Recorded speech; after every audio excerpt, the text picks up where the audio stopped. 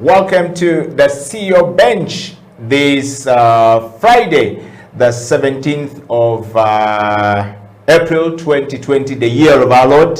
And of course, from wherever you are, we want to welcome you to the CEO Bench. My name is Eddie Okila, and of course, the CEO Bench exists for those of you who are striving to go to the top, as well as those who are already on the top and trying to consolidate their position. The things we discuss here about leadership, change management, and transformation. Are you doing it better? If it is coffee, we say it, are you brewing it better? Are you brewing your leadership better?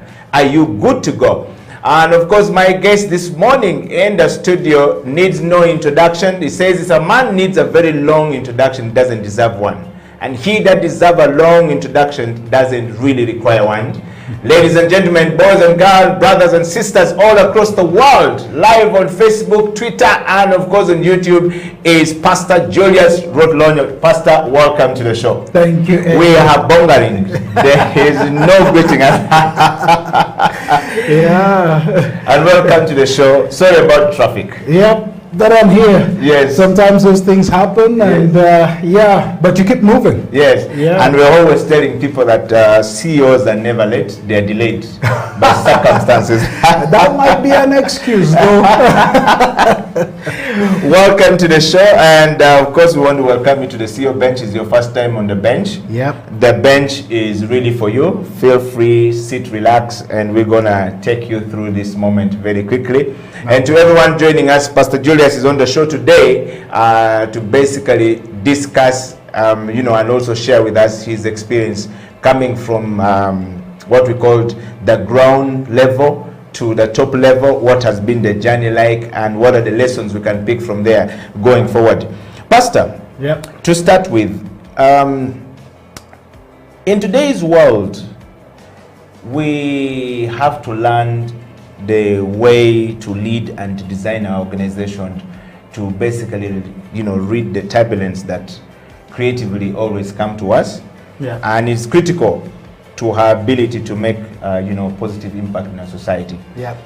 On that note, the CEO Bench is a television program that is about people at the top and people getting to the top, or people trying to, start their businesses and or their organization, lead their organization, whether it's non-profit or profit, going forward. Yeah.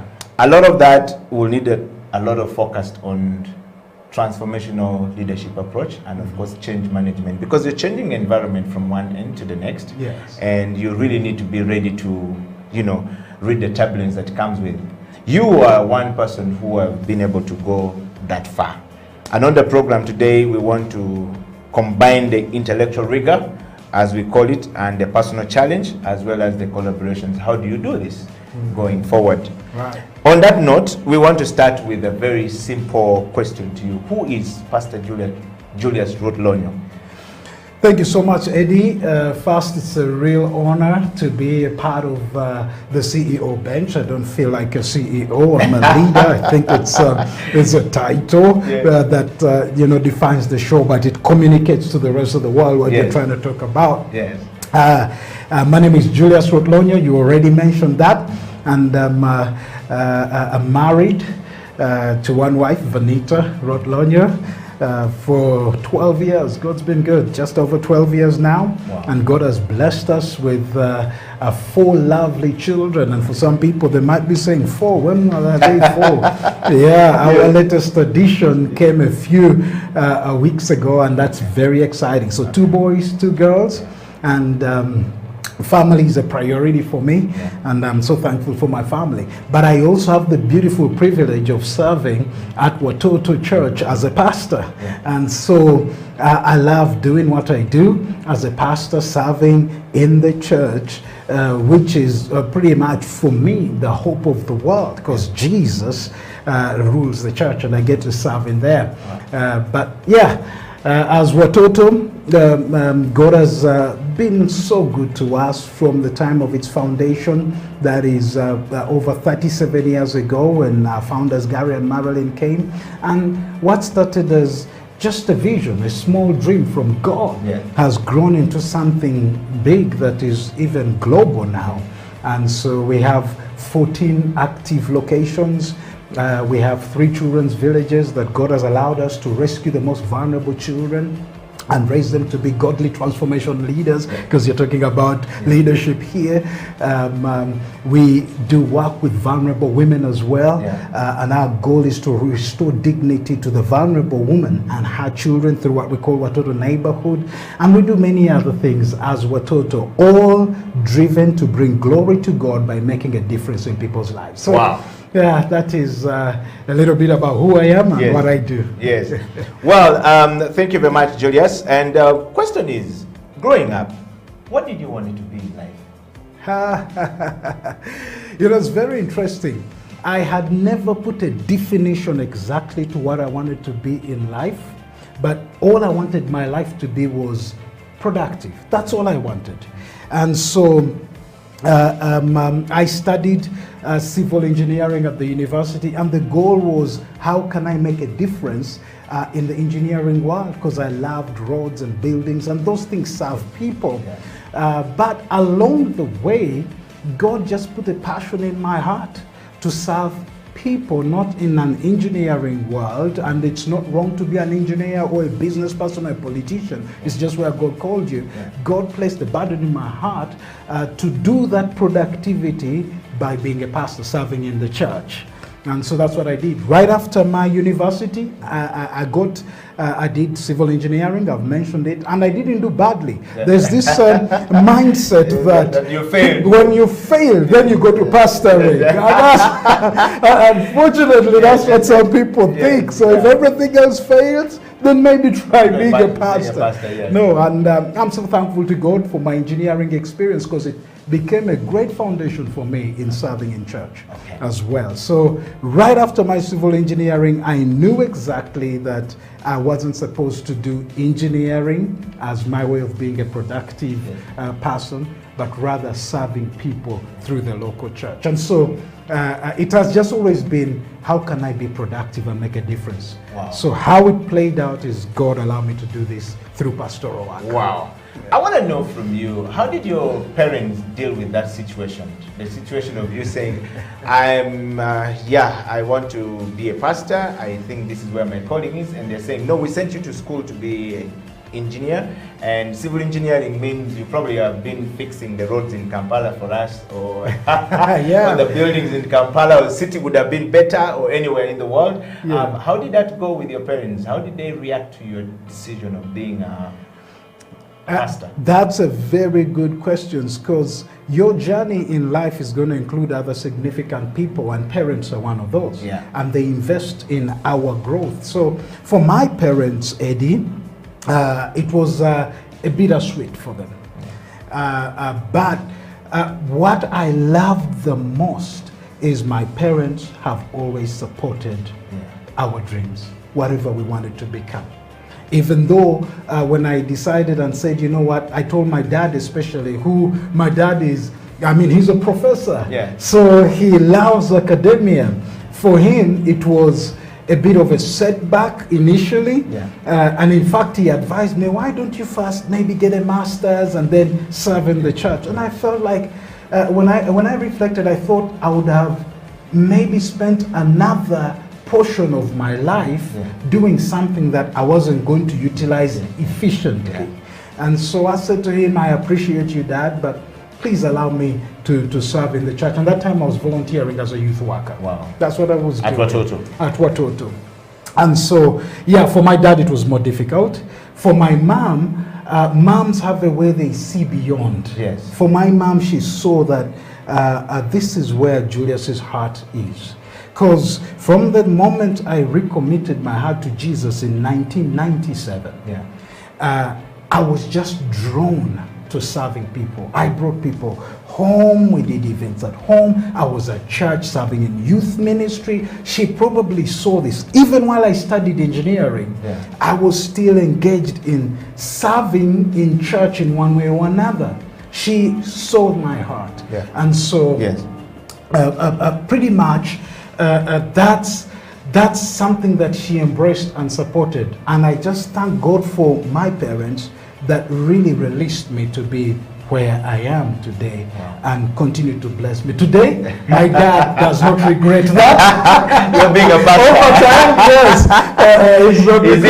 Is he one of those people who look forward to your sermon on Sundays just to see if his son is doing well? He does watch, and we do engage many times, but he always introduces me as my son, who's an engineer. He's a pastor, but also an engineer. So, he's a typical professor, really. Yes, you want to make sure that part of his life is still there. Well, thank you very much, Julius, for that. And if you're joining the show, this is called a CEO Bench.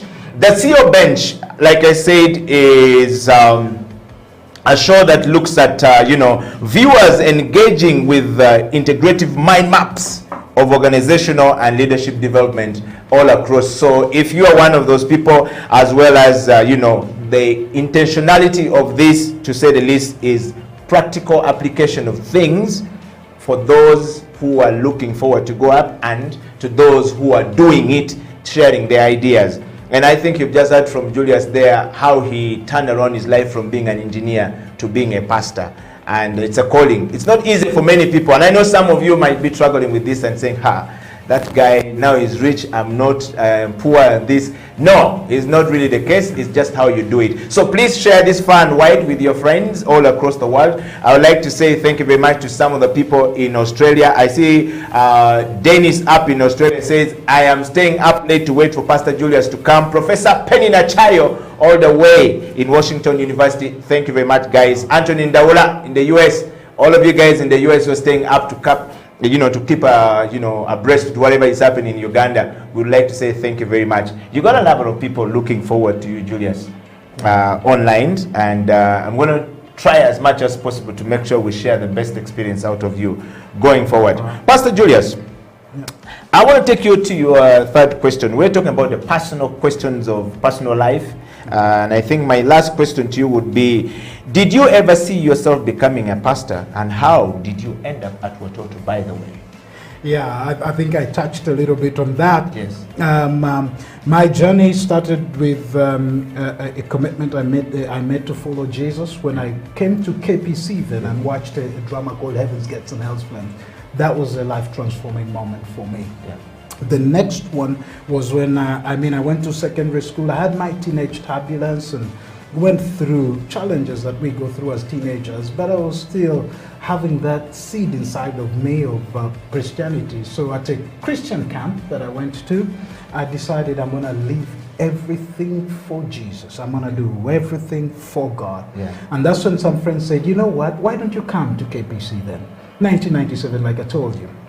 And so that recommitment, and then friends who said, why don't you come to Watoto Church, KPC then, was a game changer. The first day I entered into the church and saw the dynamic experience of worship, and then the clarity of vision. Yeah. I can never... In church, moreover, we always have a problem with church having clarity of vision. Exactly, but here it was so clear. So not only was the experience powerful of worship and it was all about Jesus, but the clarity of vision that church is not just what happens in the four walls. Church is what we do every day when we're in the marketplace. That's why the CEO bench is an incredible opportunity to explore how we can continue to make a difference and be productive in the marketplace. So that vision captured my heart. And then also the vision of reaching out to the poor, the abandoned babies, the vulnerable women, and giving them a chance at life just resonated with me. And the whole passion of leadership development at Watoto and belief in the next generation just sealed the whole deal. So while doing that, I always thought I was going to be productive in the engineering world. That's what I thought. So you even thought that if even at church you looked at yourself as I would end up in engineering. In engineering, and I use my engineering to be a blessing. And so that passion to serve and see people be productive in their lives is what I think swung me from having a career shift. And it was a God thing. Now, I need to say, My career shift was from engineering, studied engineering, didn't practice any of it except during industrial training, and then slide straight into serving in church. God really placed that on my heart. But career shifts are common. For me, that was my career shift. You find people who studied medicine, get into politics, get into business. You find, I mean, career shifts are a part of life, and that's okay. But that shift had better be in line with your passions. Because many times we do study, and study does not give us multiple options. These days they do. Study and education sometimes confines what you can do in order to, you know, be in society. But there's passions in our hearts. And so for me, that was the journey. But I served as a cell leader, served in the youth ministry, and then started as a volunteer youth worker at the church in 2005, and then worked as a pastor to the youth. God, by His grace, allowed me to lead the team that launched Watoto Church beyond Kampala. That was in Aguru, and then I had the privilege of having a great mentor, which is Gary and Marilyn Skinner, who always had eyes that see beyond what we see in ourselves. You know that, because that's what one of the leadership things, transformational leaders see beyond what meets the eye. Exactly. And so they saw that, and that's how I began to serve at Watoto, and it was just being available. And from there, when I was serving youth, met my wife, got married, came back from honeymoon, and then that's the day Gary comes to me and he says, you know what, we need you to go and serve at one of our campuses. And so I began to lead a campus while still leading youth, and then I handed over youth, and that has been my journey to serving today as the associate team leader. Pretty much it simply means you know, our founder's right-hand man. Yes. Well, you have already gotten it from Julius right there. We've talked about we told you that the show is about change management, leadership and change management, and I think Julius has already touched pretty much on change management, how he's managing change of his life going forward. We're going to take a break, and when we come back, we'll dive into the change management part of the show with Julius, and then we'll end up with transformation. Why and how is he into that place? Why is he doing what he's doing? And of course, why leads to how leads to why, and why leads to what? All right? So we're going to take a break. See your bench. We'll be right back after the coffee break. Enjoy the coffee break.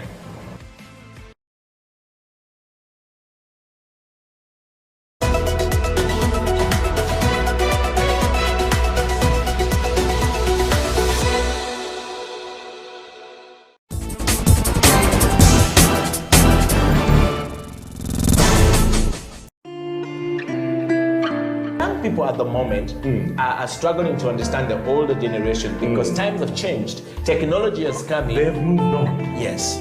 We're the ones sitting back and wondering, what is my child on to? TikTok has surpassed WhatsApp. The other one I call, I never call it Facebook, it's Bookface. Why are you on Bookface? Dad, it's Facebook. Yes.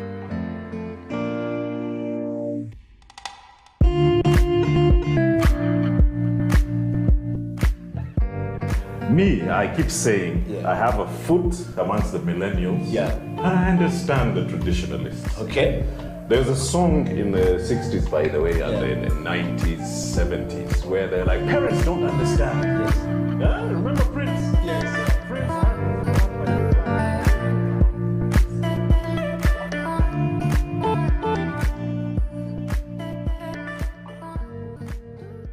My name is Dr. Jinpo Olowo. Thank you for watching House of Talent Television. I love to inspire people. I love to talk about my experiences and how God has been able to use me in the different exposures. And through the leadership, through change management and transformation, I've been able to do a couple of things in my life. Now, are you a kind of person who is tired of your status quo? Do you want your situation to change? Are you tired of what is going on in your life? You know, change is a fact of life. We've all been through experiences in the last couple of months that have taken us to a place where we need to do something about our lives. We need to change whatever is going on. So if you have not piled up investment for yourself, you need to do that. If you've not done businesses to hold your family in future, you need to do that. Are you thinking of full-time employment? You need to be thinking about your life after employment or your business in the next couple of years. So if you want us to chat, if you want us to talk about this, please get in touch with us at SEAL Uganda on number 0772443085, or check our website www.sealuganda.com, or on all the social media handles. You can hook me up or Facebook, that is Jinpo Olowo, on Instagram, Jinpo Olowo, and on Twitter and LinkedIn. Then we can chat a way forward with you. We can help you, we can coach you, we can walk with you this journey of financial freedom. Thank you.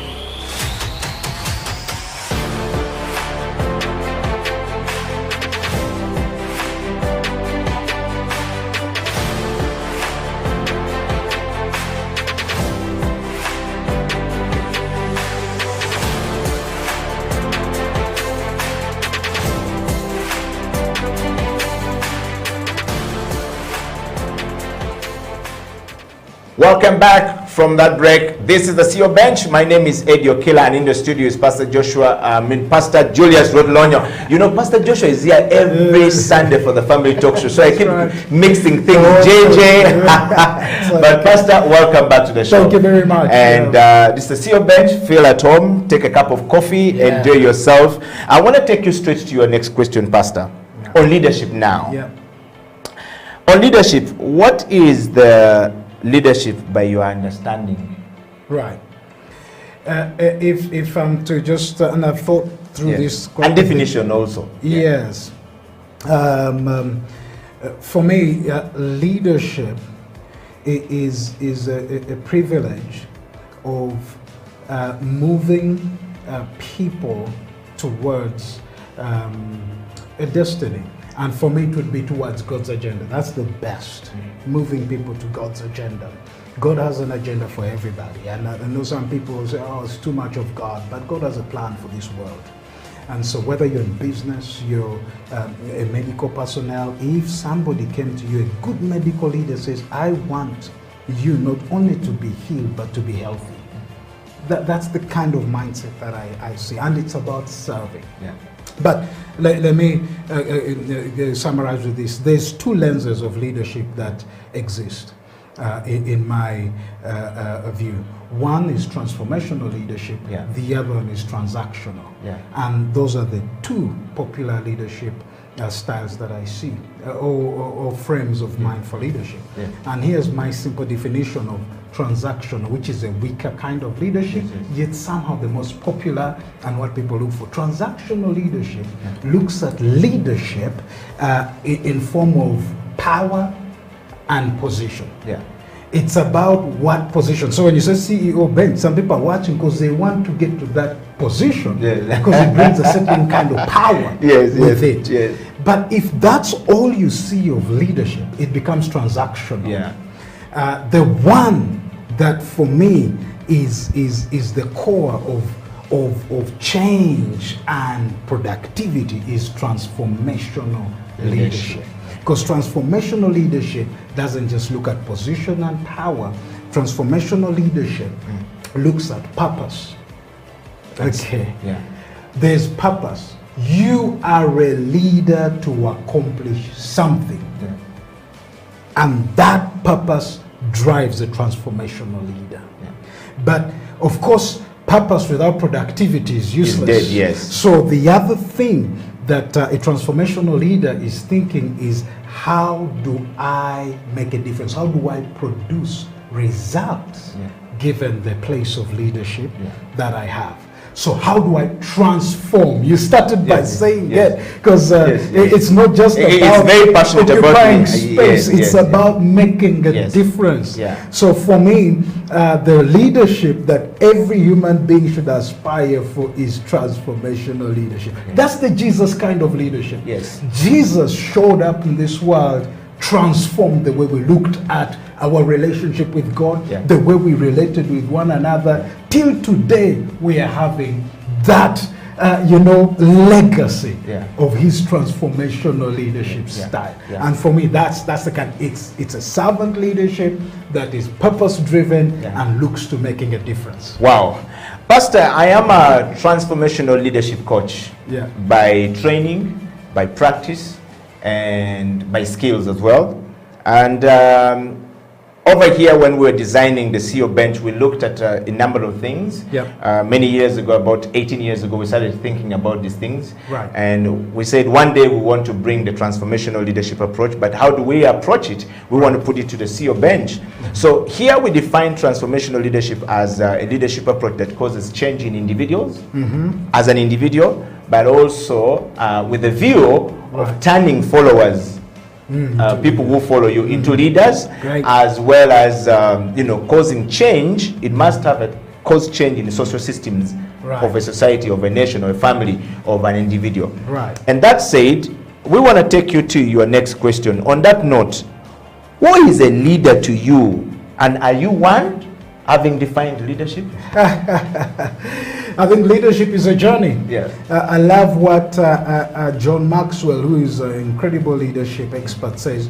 Different levels of leadership. 5 different levels of leadership. Yes, he describes that.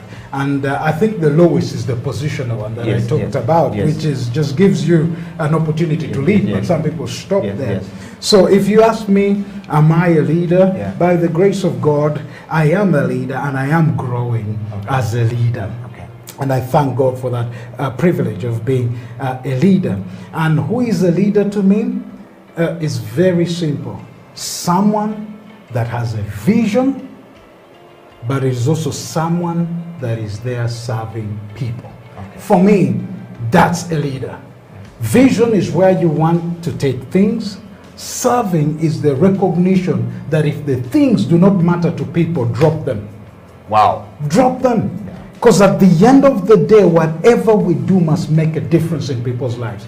Anybody who has had huge impact in history, in leadership, the impact is not measured by just the things they did, but what those things did for people's lives. Correct. Did they make a difference? So it's useless for you to make so much money and the money does not add value to people's lives. Wow. So for me, yes, you have to have a vision, and at the end of the day, you are serving people. Well, I told you, Pastor is on fire, and I told you if you bring people who have grown from level 1 to level 5, they always have a lot to say. Pastor, I want to take you to the next question. What is your understanding of leadership at the national level and the religious level where you are at the moment? I think it's the same thing. Again, it doesn't change. Leadership is leadership, whether it is at what we would call a lower level or a top level. Leadership is leadership. It's about influence. It's that influence that comes from you have a vision and you are serving people. So what changes is the level of responsibility, but the other one that people don't like is the level of accountability. Yes. You see, Jesus said, to whom much is given, much will be required. So the only differences there is the level of responsibility. When you're at a national level, you are now responsible for an entire nation. When you are a CEO, now you're no longer just looking at the department, you are looking at the entire entity. The responsibility has changed, the accountability even goes higher.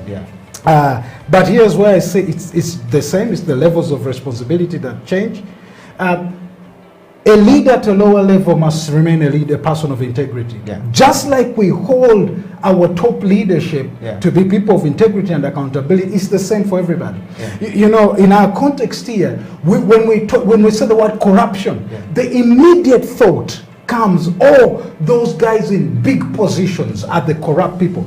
Corruption is a heart matter that whether you're at a lower level or in a place where we never know you, corruption is corruption. Because sometimes we define those things based on the position. Level and position. So that's why I also would come to the issue of leadership. You are a leader regardless of where you are. It's just the responsibilities that change and the accountability levels become. The more you lead, the more accountable you have to become. So that's how I would, go about it. I wouldn't try to distinguish it very much.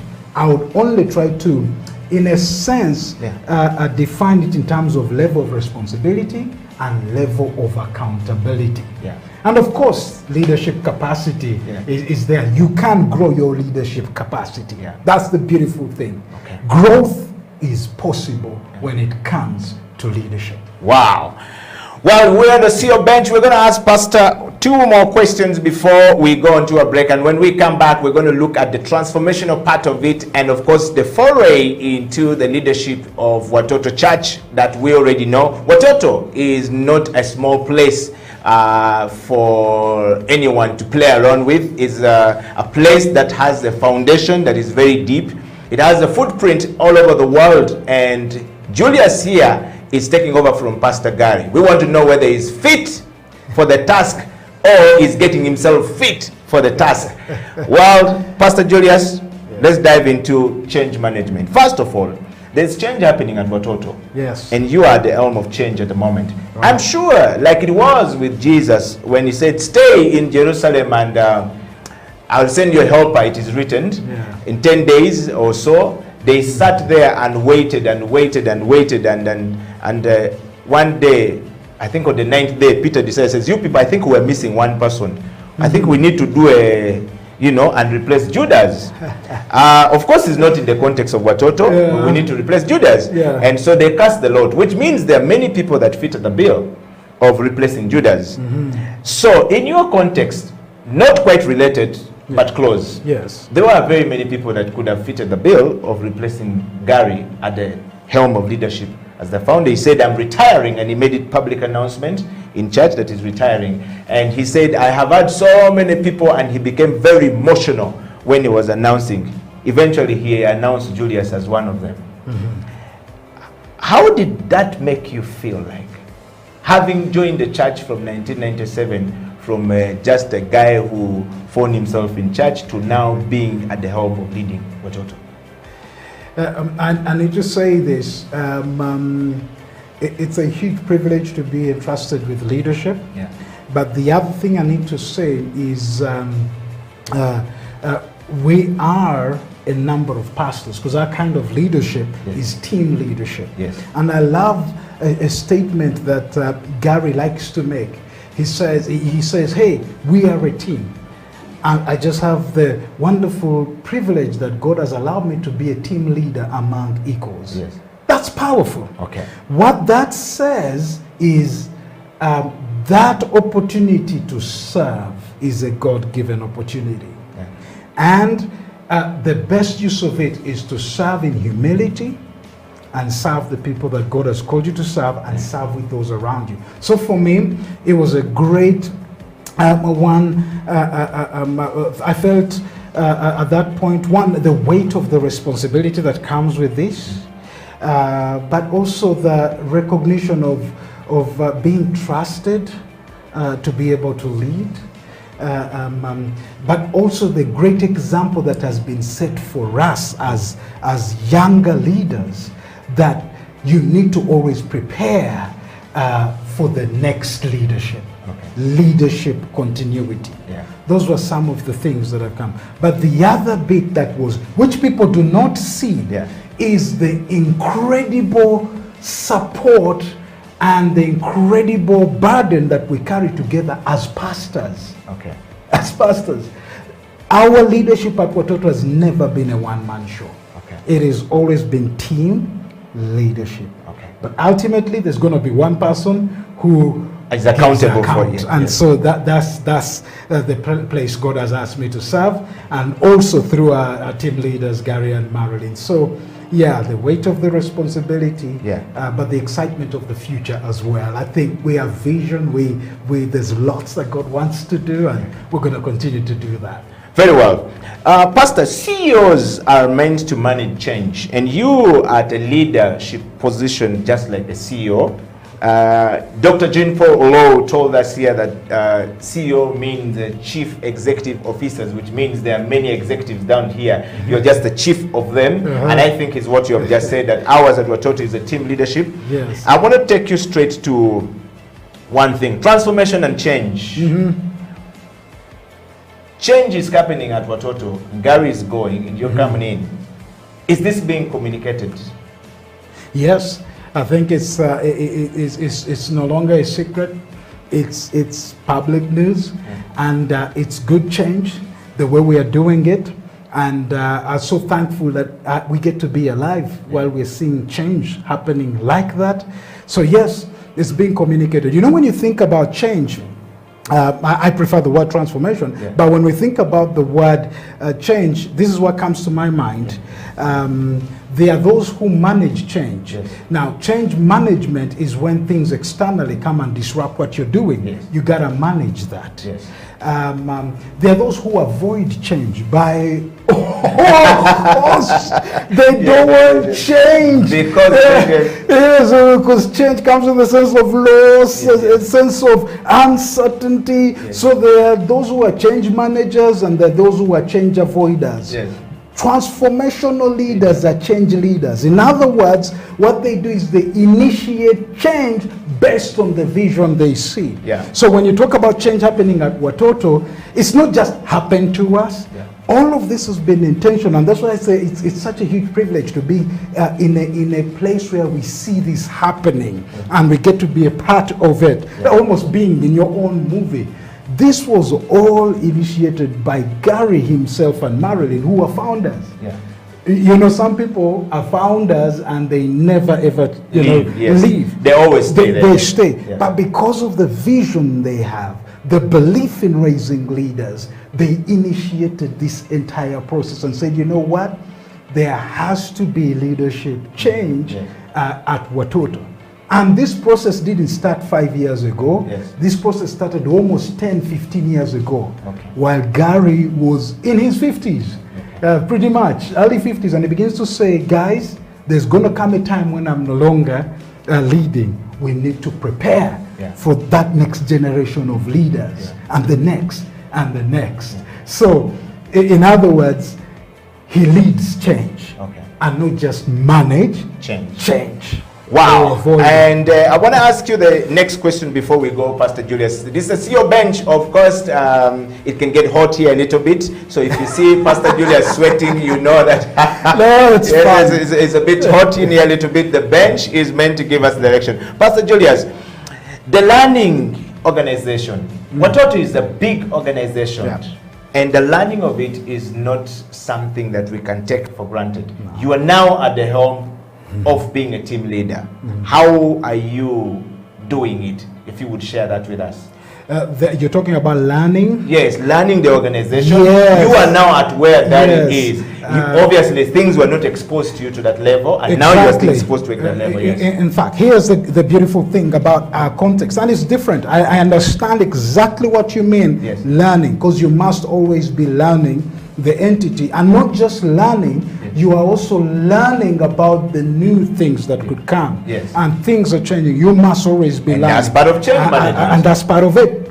So yes, I'm doing a lot of that. And you have to unlearn some things. And relearn other things. So I am doing it individually, learning to grow as a leader. You know, self-leadership is key in transformational leadership. As you grow in leadership, you also begin to have to grow your capacity. So I'm learning personally. But on an organizational level, yes, I'm getting to learn accounts and different things. And you're getting to learn so many dynamics, communication. The other day we had the team meeting and people are asking questions. Then you get to see where we are weak as an organization, as a church. And you begin to learn how to make those things better. So you're always learning. But here's the difference with us. I wasn't appointed as a pastor or associate team leader coming out of a different organization to Watoto. Yeah. It's a different context. Yeah. For CEOs, you may be hired as a CEO coming from a totally different organization to a new one. Yeah. So the learning curve is bigger. Yeah. Ours was more of a mentorship and growth process. Okay. So I don't need to learn the vision. I have been part of the vision. Yeah. I don't need to learn how we express ourselves. I have grown in the entire process. Yeah. So that makes it a little bit different for me.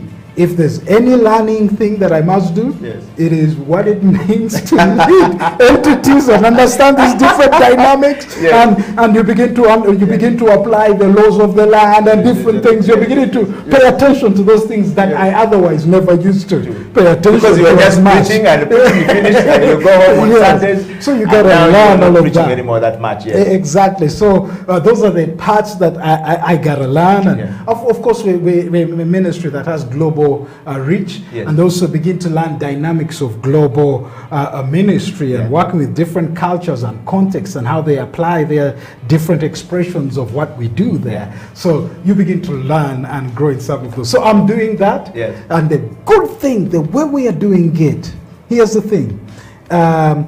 Sometimes transition in countries, in companies or organizations, one leader goes and they are gone. Yes. And it's understandable. And when the other one comes, they bring in, I want my new people, yes, I want exactly. to cause this. Yes. And there could be a place for that. But in our context as a church, because we are family, you never get rid of your father. You may grow as a son, be even greater than your father, but a father always remains a father. Yeah. So that's the mindset we are using, and that's the philosophy of leadership at Watoto. Is a family-oriented one. When your time comes and you've shifted roles, doesn't mean you're out. Okay. And that's how we are approaching our leadership change in terms of when you talk of structural leadership. Yes. Wow. Well, we're going to take a break, and the next coffee break, Julius Rutlonyo, the team leader, associate team leader at Watoto Church, is here taking off from Gary and sharing how that entire process is going on the CEO bench, but of course also being a leader as an individual. How is it going? Okay, self-leadership is appointing self, giving self-meaning, changing directions from being an engineer to being a pastor wasn't an easy job, but he managed that change with his parents. We're going to go on a break, and when we come back, Julius and I is going to be talking about transformation. How is it working? But of course, with a bit of still talking change management in there, and that will be the last part of the show. Stay right there. We'll be right back after the break.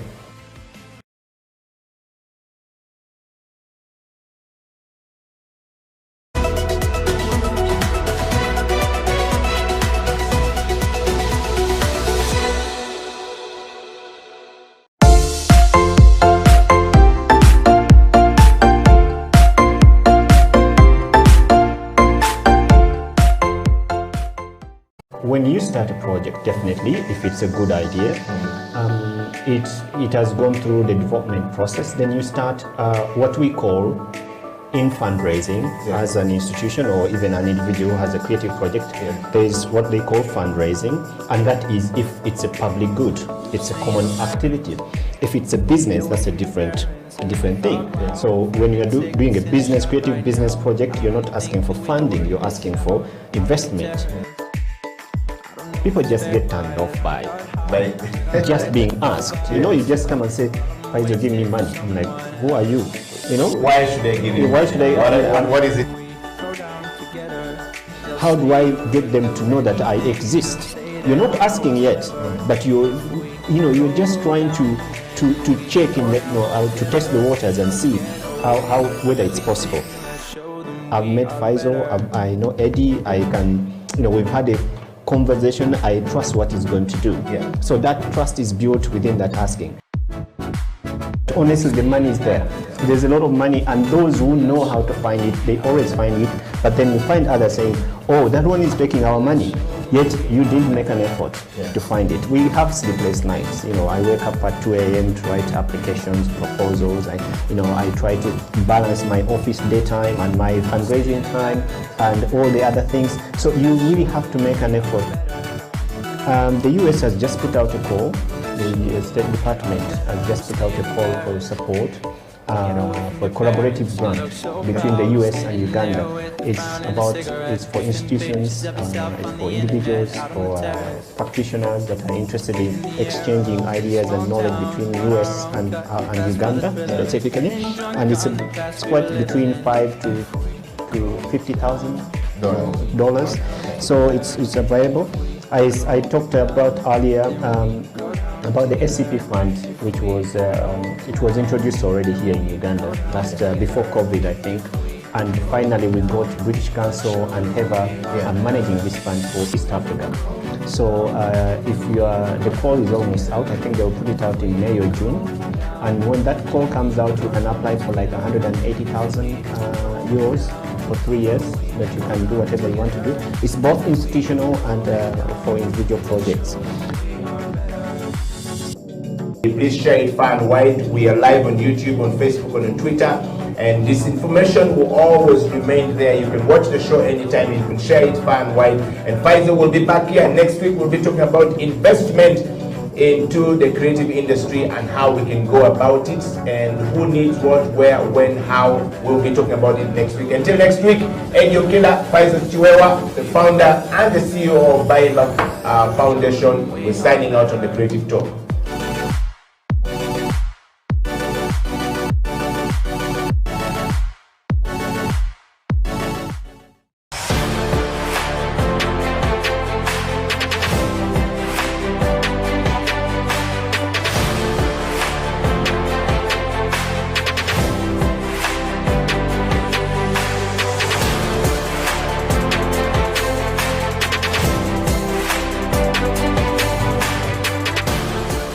Welcome back from the break. My name is Eddie Okila, Pastor Julius Rodlonyo in the studio, the Associate Team Leader at Watoto Church. We are talking about change management, leadership, and transformation. Pastor, welcome back to the show. Thank you. Our time is fast spent, and we're going to run through these things really fast, but we want to break it down for us. We've talked about learning the organization, Yes. which you've said you have been doing. Let's talk about the levels of leadership development. Personally from you, and then to Watoto. But we want to focus on you. The leadership development, you as Julius, the foray into where you are right now, what are some of the nuggets that you can share with us that we can pick from and say, okay, I can also move. I'm there at Watoto, I don't know what to do. Pastor, I just think I'm a pastor, then tomorrow they say, you are the one taking over from Julius. Have you been ready for that? Have you been preparing yourself for that? Yes. Yeah, I think when you talk of levels, I don't... there could be levels, but I would prefer it as a journey. When I think about leadership growth, I think of it as a journey. First, the journey is to get to know who you are, your strengths and your weaknesses and areas of improvement, and your gifts. You have to have a certain sense of self-awareness of your abilities and your areas of growth. So that's been big for me. And you continue to get to learn about who you are. So that's one. Then you need to also get to learn how to lead people, how to lead others. And that is very important because you will never be effective as a leader without a team around you. So team leadership is very, very key. How do you lead others? How can you learn to work with others? And then the other one is you begin to look at now organizational dynamics. How do I organize the various functions of this entity in order to serve what? The vision, the mission of what you've been called to. And that keeps, because those entities grow as the vision grows, as things change, you have to realign, and that is very important. And of course, that key to that is learning how to manage resources, stewardship, making sure you are keeping tabs with your resource levels versus your vision engagement. You must hold that tension. The vision, because sometimes we visionaries, we see what it shall be like, exactly what is that needs to get there. So we don't care where the resources is coming from. And that's okay, because vision drives and challenges, especially people who are managing the resources, but managing the tension between the vision and the available resources. If your vision is not bigger than your resources, that vision is too small. And so you will always be in a place where the vision is bigger than what you have, but that doesn't stop you from going. So learning to balance those things at that level of when you're leading now organizationally is a key thing. Wow. And you mentioned collaboration. We're going to talk about it. There's teamwork, but there's learning to work with other entities. Collaborative, because no single entity has everything they need. You gotta work with others. You must learn to work with other entities that are different from what you are. Is that what the CEOs or people at high level leadership do? Do we have to all practice that? And at what level do we practice this, Pastor? Is it at the level of I start practicing when I'm a border man, rider, or as a taxi driver, or when do I start it? Because if I get to the top and I just land and say this is how things happen here, it can be very disastrous. For it is a part of life. None of us has everything. We are not self-contained. We always must depend on others. So it might be depending on Eddie or Killer like I do for health and fitness. I need you. Now, if you can scale that to anything. If I'm coming to work every day and I don't have my private car, I'm using public means, I'm depending on somebody else. So when it comes to entity level, there's no single organization that, we call it partnerships. Other people will call it all kinds of things. But you gotta need others in order to accomplish what you are meant to do. Wow. None of us is an island. So yes, Eddie, we must learn to do that. I mean, the CEO knows they have a board with them. They have to learn to work with the board. You have a board, that matters. We have our own men. I told you, team leadership. We're Total Church. It's never a one-man show. We have all different levels. There are some boards, but we have different teams that hold us accountable as Watoto. Because we can't. Any man left to themselves can be self-destructing. You have to have those accountability levels, and we do. Wow. If you're watching the CEO Bench live on Facebook, live on Twitter, and live on YouTube, you're going to have to send us the kisses and disses. This is the moment for it. All right, the kiss and disses. If Pastor Julius and I are doing well, kiss. If we're not this, say it as is. We will absorb it. But in other words, what I'm saying is that, do you have a question for Pastor Julius? Do you want to know him? Do you know him better? This is the moment for that question. And we're going to hasten to the last part of it. Pastor, we're talking about the processes for transformational leadership. Watoto pride itself in raising leaders, future leaders, as part of his vision. Now, what are the processes that Watoto, you as people at Watoto, go through to raise leaders, to become transformative leaders in society tomorrow? I'll again start from this vision. The idea of raising leaders is not just a good philosophy. It must be attached to the vision. And so, the moment you have clarity of vision, a leader will recognize I can never accomplish this by myself. That's what now takes you to the place of raising leaders. As Watoto, we want to see healing come to the cities and the nations. We want to see that.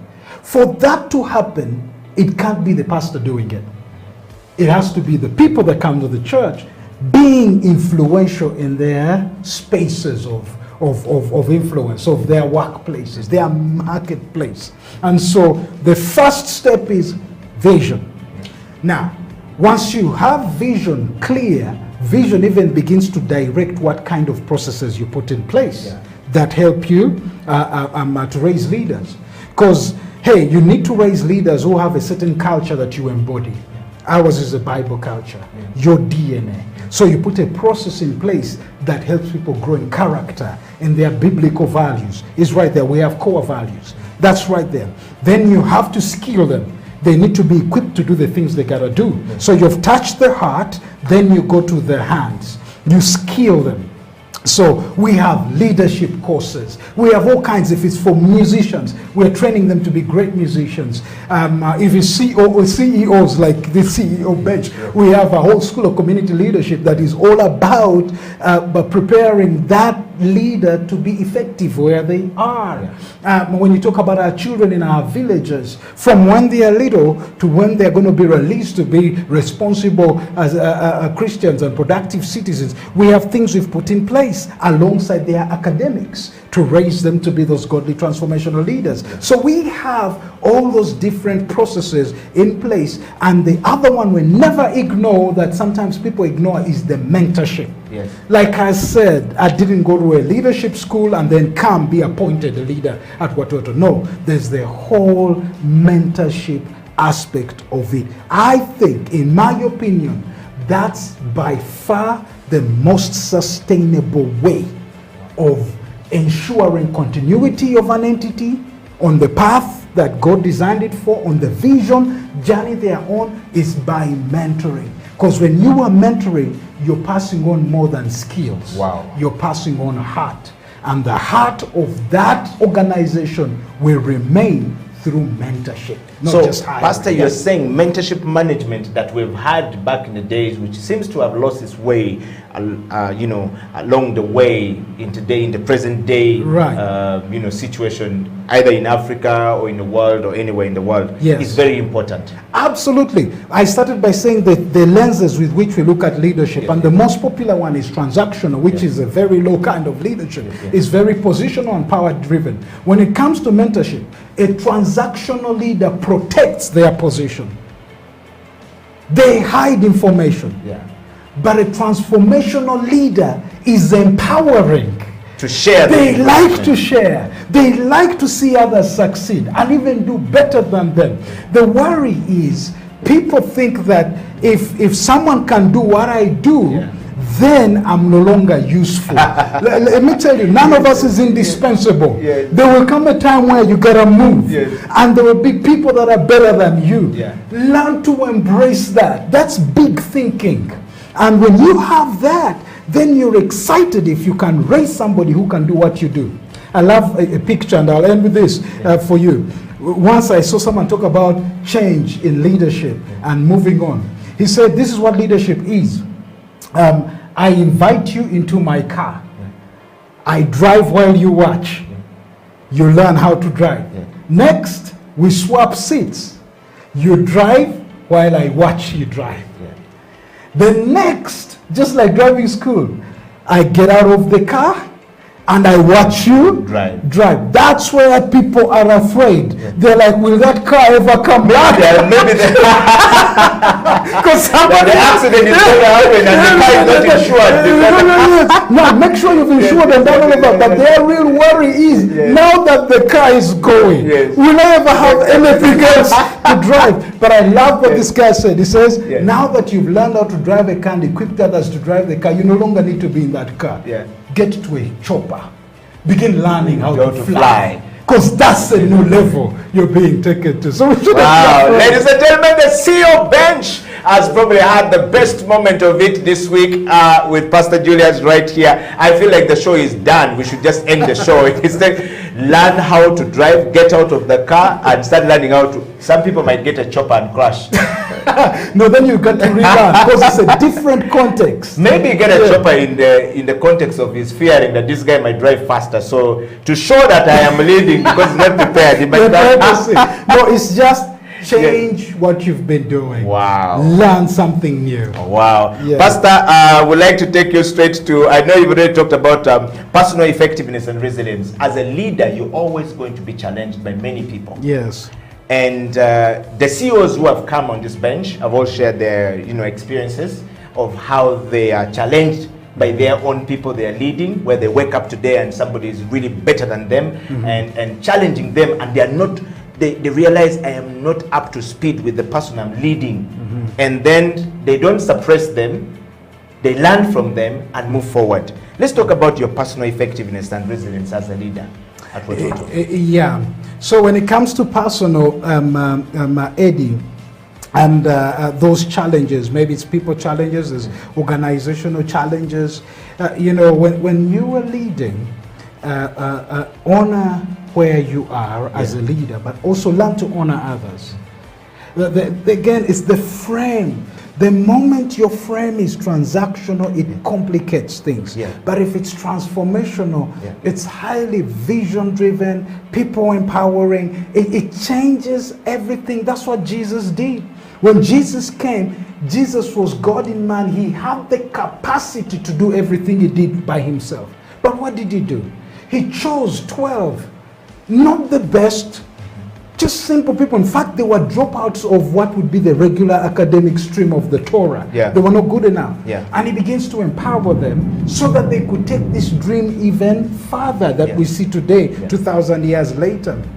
So when it comes to personal, what I see is honor the place that God has placed you in, honor the people that you are serving, honor those that have entrusted you with that place. For some people, it's to honor the institution that has placed you there. For me, it's to honor my founders, you know, and team leaders. You need to honor. God rewards honor.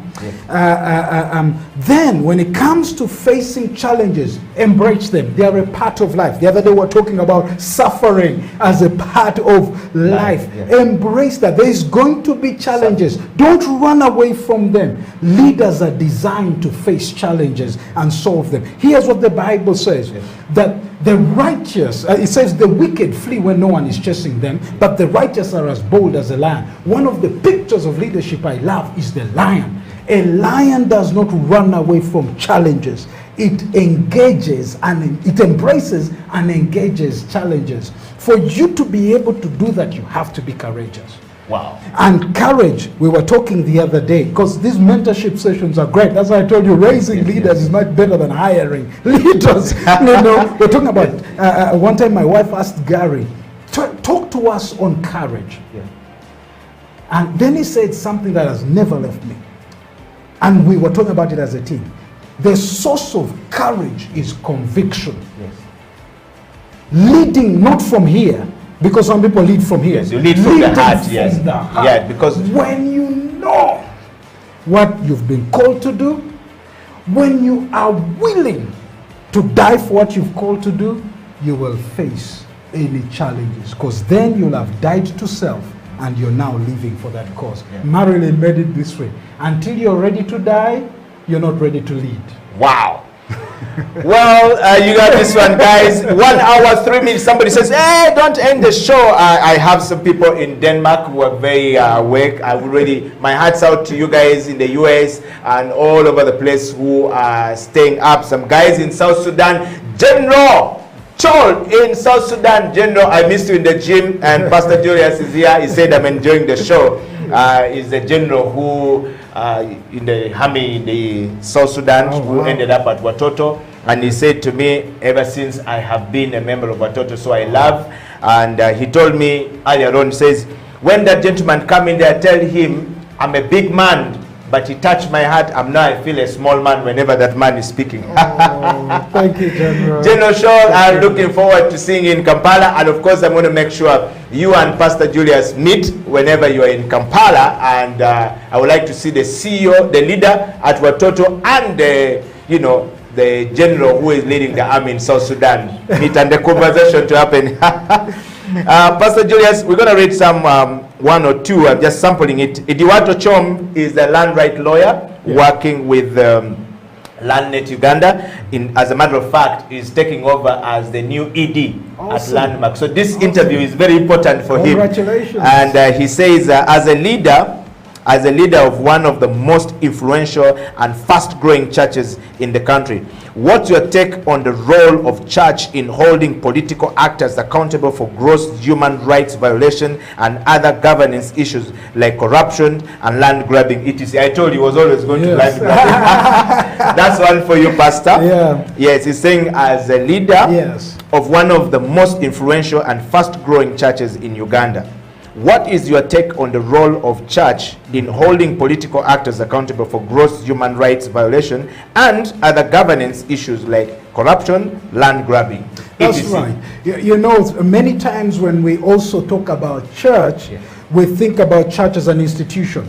And that is true. There's the institutional parts of the church. And as institutionally, yes, churches must be engaged in pointing out ills in society, not just for political leaders, but for everybody. As said it, corruption is corruption, whether it is at a high level or low level. So that's how we see it as church. Now, I want to say that the bigger part of church is about people. Actually, church is a group of people. What we do, teach the Bible, and then let the people embrace the values of the Bible.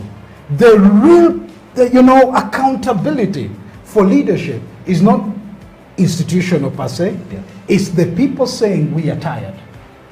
The day, in our context in Uganda, the day we say as Ugandans that we are tired of corruption, of living in ways that are not aligned to biblical values.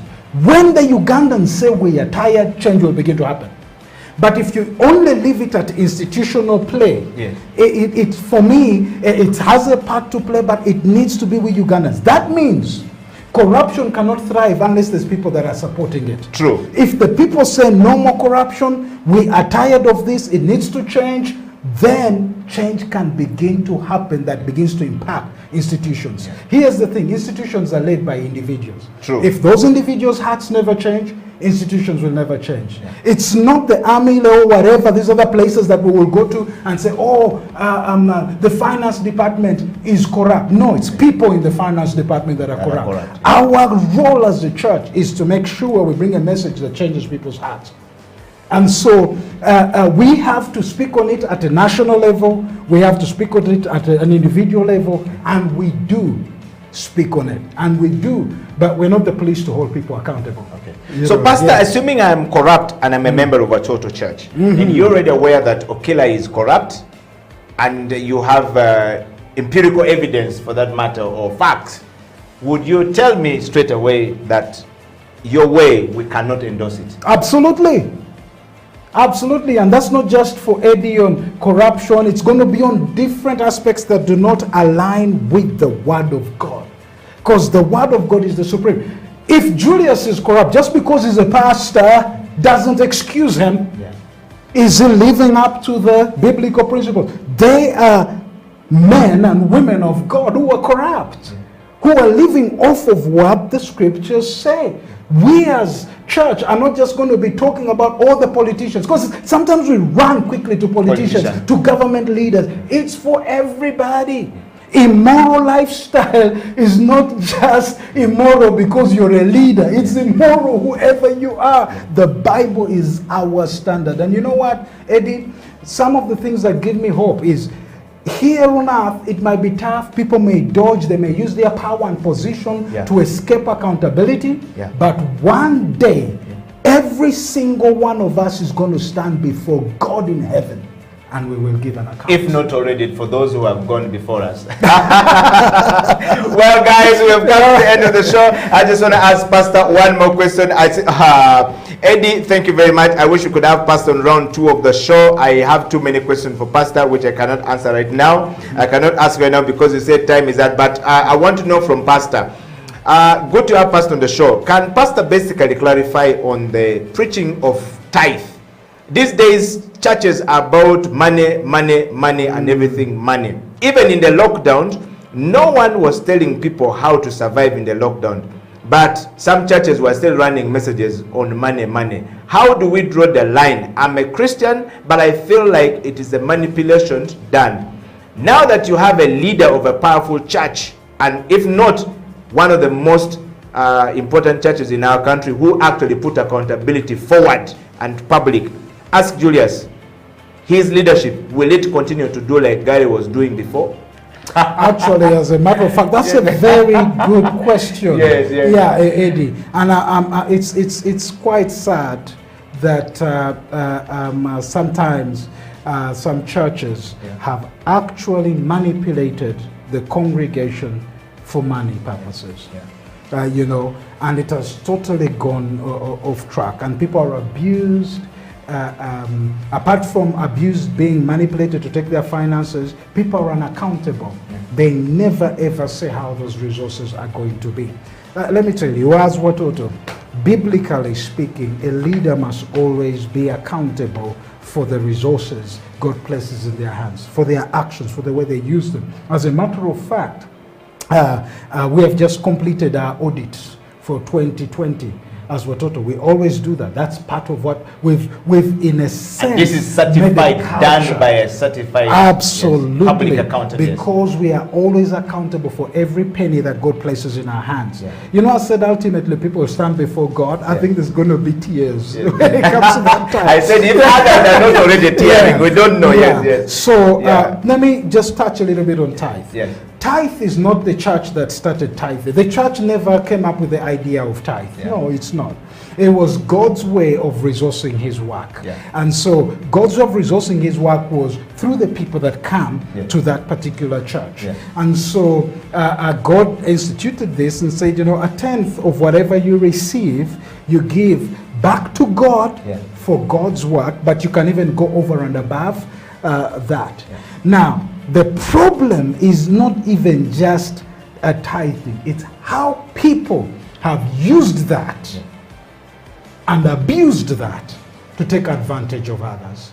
It is such a shame. As Watoto, we teach on finance, and we don't teach on finance so that we get finances from people. We teach on finance so that we empower people with biblical principles for financial stewardship and growth. The Bible has all of that. We're going to teach that. You will never hear us threatening people that if you don't give, this is going to happen to you.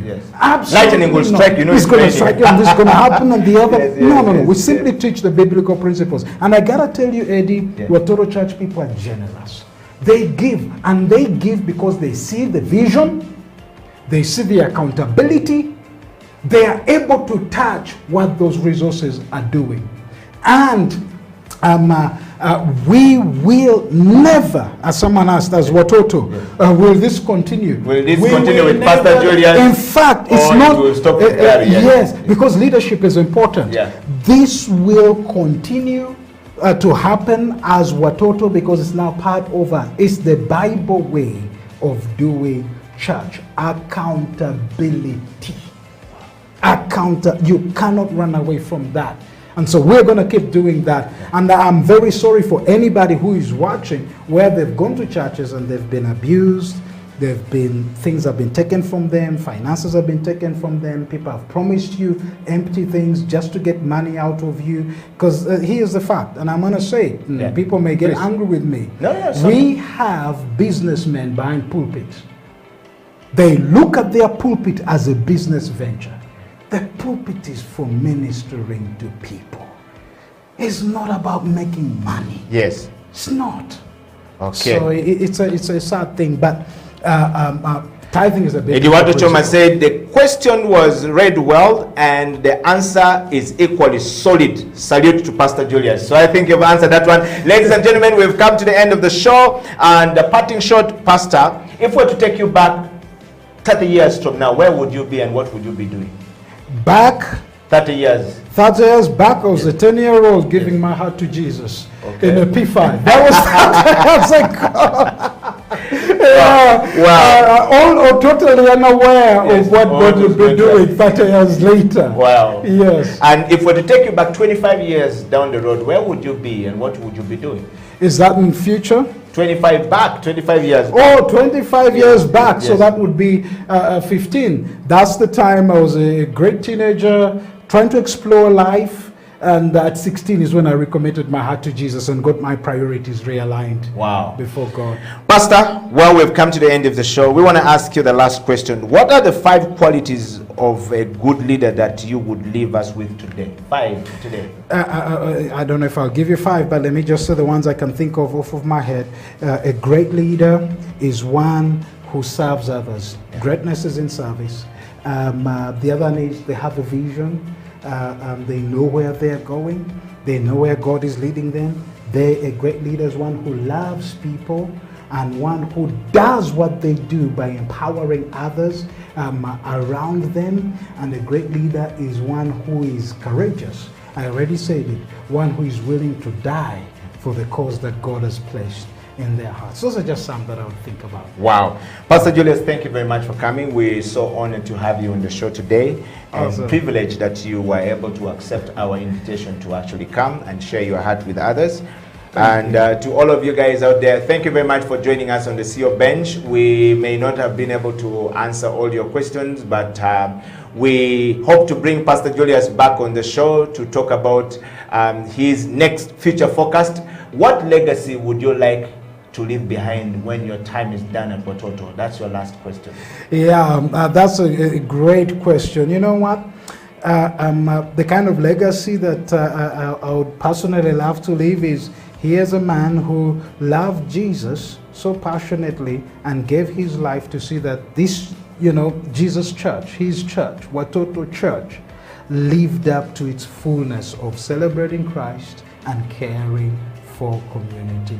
Seeing lots of lives changed. Wow. Pastor Julius, thank you very much. We're going to toss to the CEO bench. There we go. The CEO bench has come to an end. Until next week, same time, same place. Pastor Julius is out. Okila is out.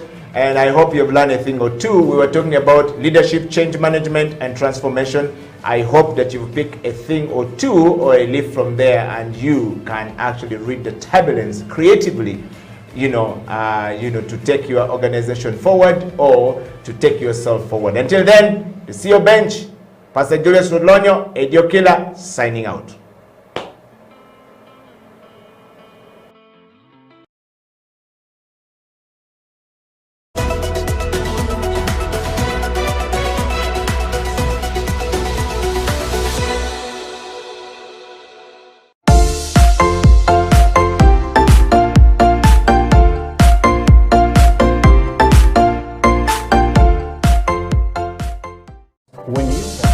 Definitely, if it's a good idea, it has gone through the development process, then we start what we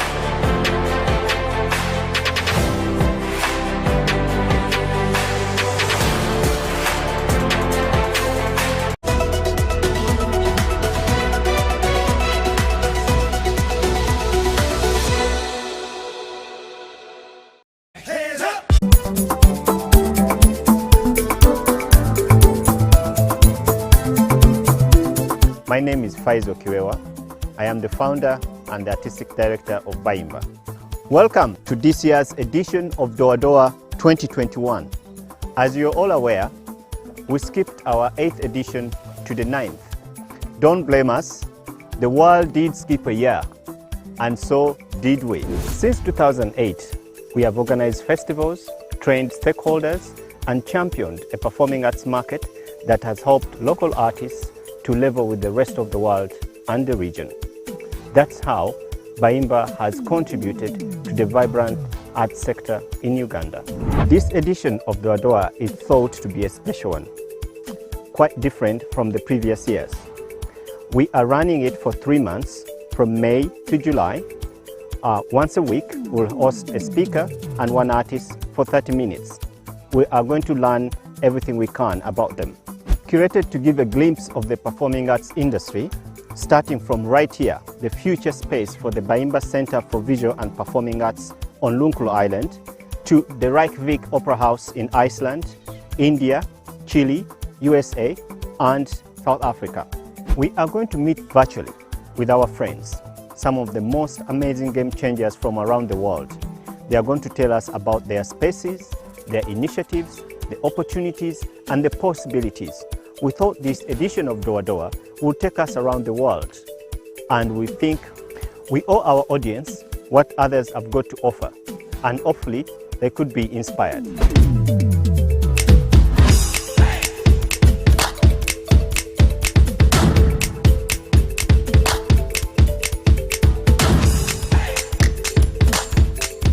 And our second speaker is Mark Ball from Manchester, the United Kingdom.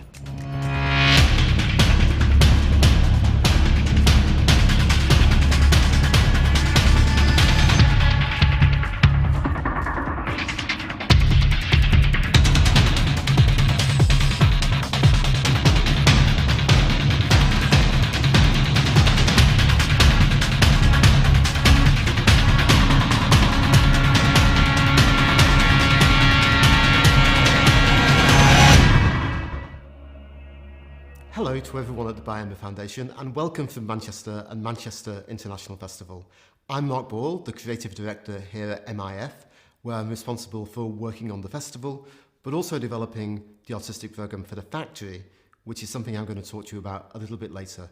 And it's really wonderful to be here today, albeit by video. The history of Manchester International Festival is really tied in to the history of Manchester. Manchester is known as a city of invention. It's where the Industrial Revolution started. And ever since then, the city has been making new things, from it being the birthplace of the trade union movement to the starting point of computing. Manchester is always about newness. It calls itself the original modern city. And so when the festival started in 2007, it really wanted to respond to that and to create a festival that uniquely would focus on new work. So everything that happens in Manchester International Festival, which happens every 2 years, has its world premiere in Manchester. We give an invitation for artists to be really adventurous, to come to the city, to try out new things, and to show things here first before taking it around the world. And we're particularly interested, with that spirit of invention, in really pushing the new. So much of the festival is about bringing artists together from different forms, different traditions, together into a collaborative space so that they can really test out new ideas and create new types of theatre, dance, opera and visual arts to really try and think about and imagine what the art of the future might look like. So the festival takes place every 2 years. It takes place across the whole city of Manchester. But at its DNA, at its heart, is the creation of that new work that I talked about, with artists from different forms coming together to create really, really new and exciting things.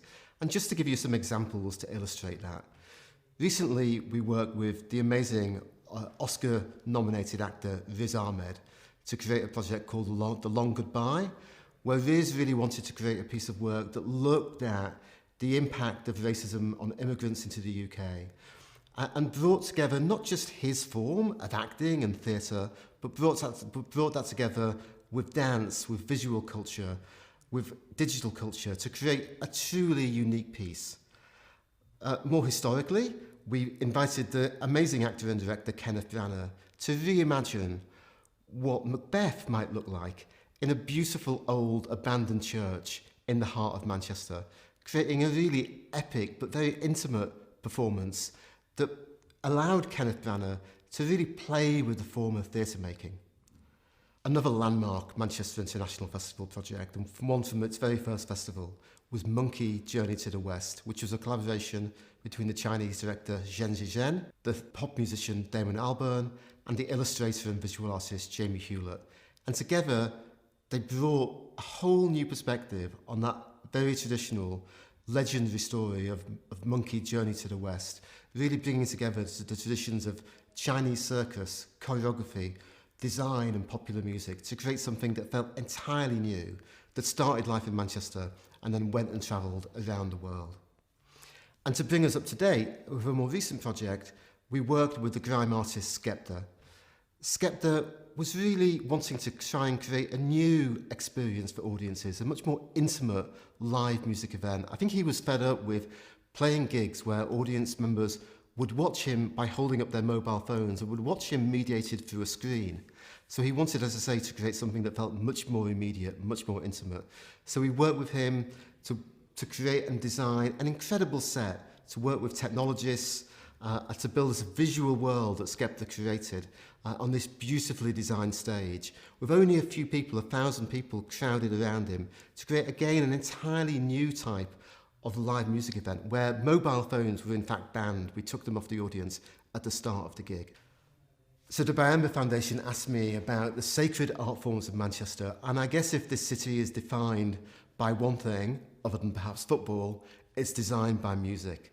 This is a city that has given birth to a hugely great musical tradition that actually goes back, over a century, from the establishment of the Halle Orchestra. We now have the BBC Philharmonic Orchestra here as well. But more recently, really since the 1970s, an incredible explosion of popular music in the city, from Joy Division, New Order, the Stone Roses, Oasis.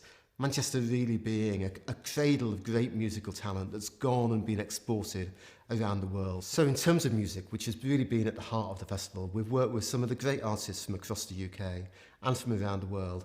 Artists like New Order, who I've referenced earlier, but we got them to actually collaborate with the visual artist Liam Gillick to really think about what a collaboration would mean for a live music event that brought together visual arts and music. We worked with Bjork, but again asking her to do something new, to imagine what a Bjork experience might be like in virtual reality. We worked with Abdou and Mariam, bringing them to the Whitworth Art Gallery in Manchester. So music has always been a really integral part of the festival, and it's one of the things that will really drive the programme in our new home, the Factory. One of the things that Faisal asked me to talk about were the opportunities for artists from East Africa to engage with the festival. We've had a tradition of working with artists from across Africa. I mentioned Abdou and Mariam. We're working currently with the South African choreographer Greg Makoma. And actually, really excitingly, we're developing a long-term relationship with the amazing Homecoming Festival in Lagos, a festival that celebrates the best of Nigerian and West African design, art, culture, fashion and music.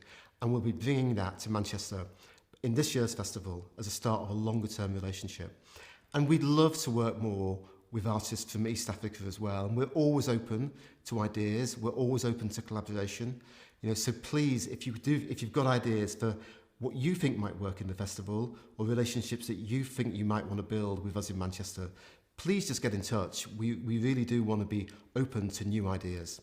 So I'm going to end by talking about two really exciting things. The first is that in a year which we've all faced huge difficulty and huge uncertainty, we're absolutely delighted to be able to present another edition of Manchester International Festival this July, made and created through all of the difficulties and all of the restrictions of COVID. But we've worked hard to pull together artists from the UK and some international artists to create a really special moment over the first 18 days in July in Manchester, a moment that will bring people back into the city, that will allow them to congregate and to reflect on the year that's just gone, to think about what's happened, but also, importantly, to really find moments of collective joy, something that I think we've all been longing for over the past difficult 12 months. And finally, the thing that I'm actually working on most is the Factory. The Factory will be Manchester International Festival's new year-round home. It's being built right in the heart of Manchester, and it will give a year-round invitation for artists to be their most adventurous, where we'll be able to provide artists with new commissions and new opportunities to present their work, not just every 2 years in the festival, but now in an incredible new space, every day of the year. And I'm thrilled that we're only 18 months away from opening the Factory, and it's a really, really unique space. It's a space where we're going to invite artists to be their most ambitious, to make work of scale. I was incredibly excited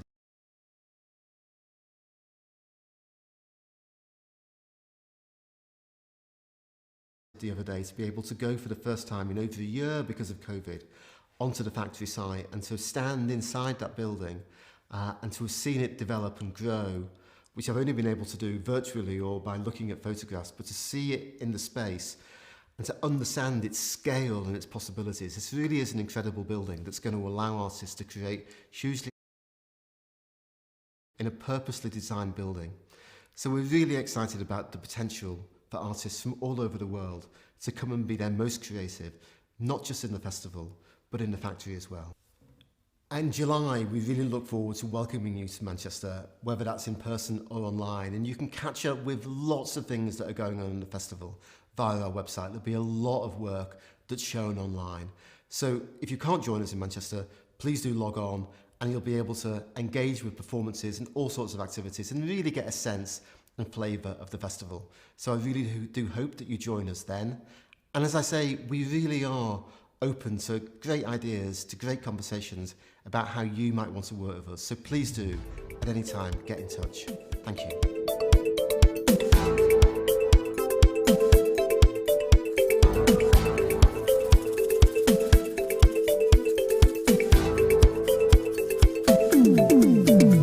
Welcome, ladies and gentlemen, to this week's edition of Doa Doa 2021 virtual docu-series.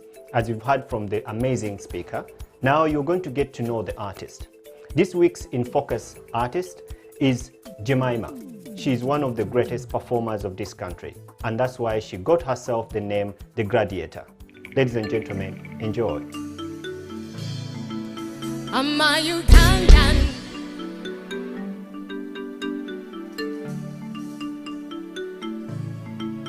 I'm a Ugandan. Nyoma nyoma emirimu tolina wona kalimu kokola.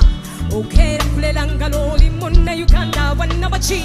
Nyoma nyoma mukamabo tolina. Ndimu na Uganda. Nenyumiririza nyomwecho njagala nyonze. Ndimu na Uganda ensi yange nenyumiririza nyomwecho gemazima. Hello everybody. Welcome to Doa Doa. I'm called Jemima Sanyu. I'm from Uganda, Kampala. Yeah. I'm a singer. I started doing music when I was still a very little girl in church. Jemima, people call me the stage gladiator.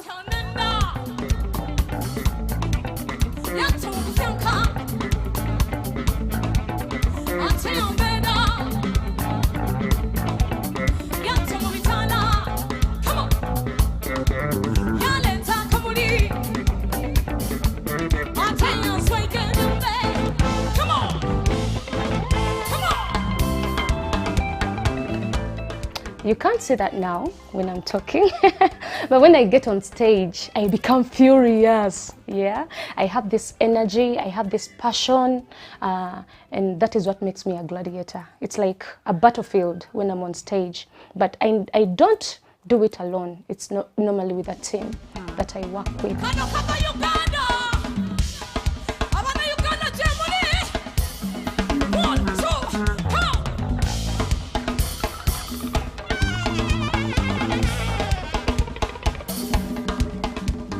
What has been my musical journey from childhood? I would say it wasn't an easy one, but my mom kept on pushing me. My mom was a singer in church, in a Catholic church, and she used to sing with us at home.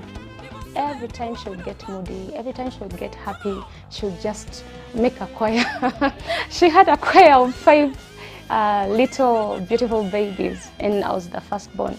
So most of the times, if she wasn't taking the lead, she would tell me, Jemima, please take the lead. And there was some simple song that she used to sing for us. Holy, holy, holy, holy. So that grew, it grew in me.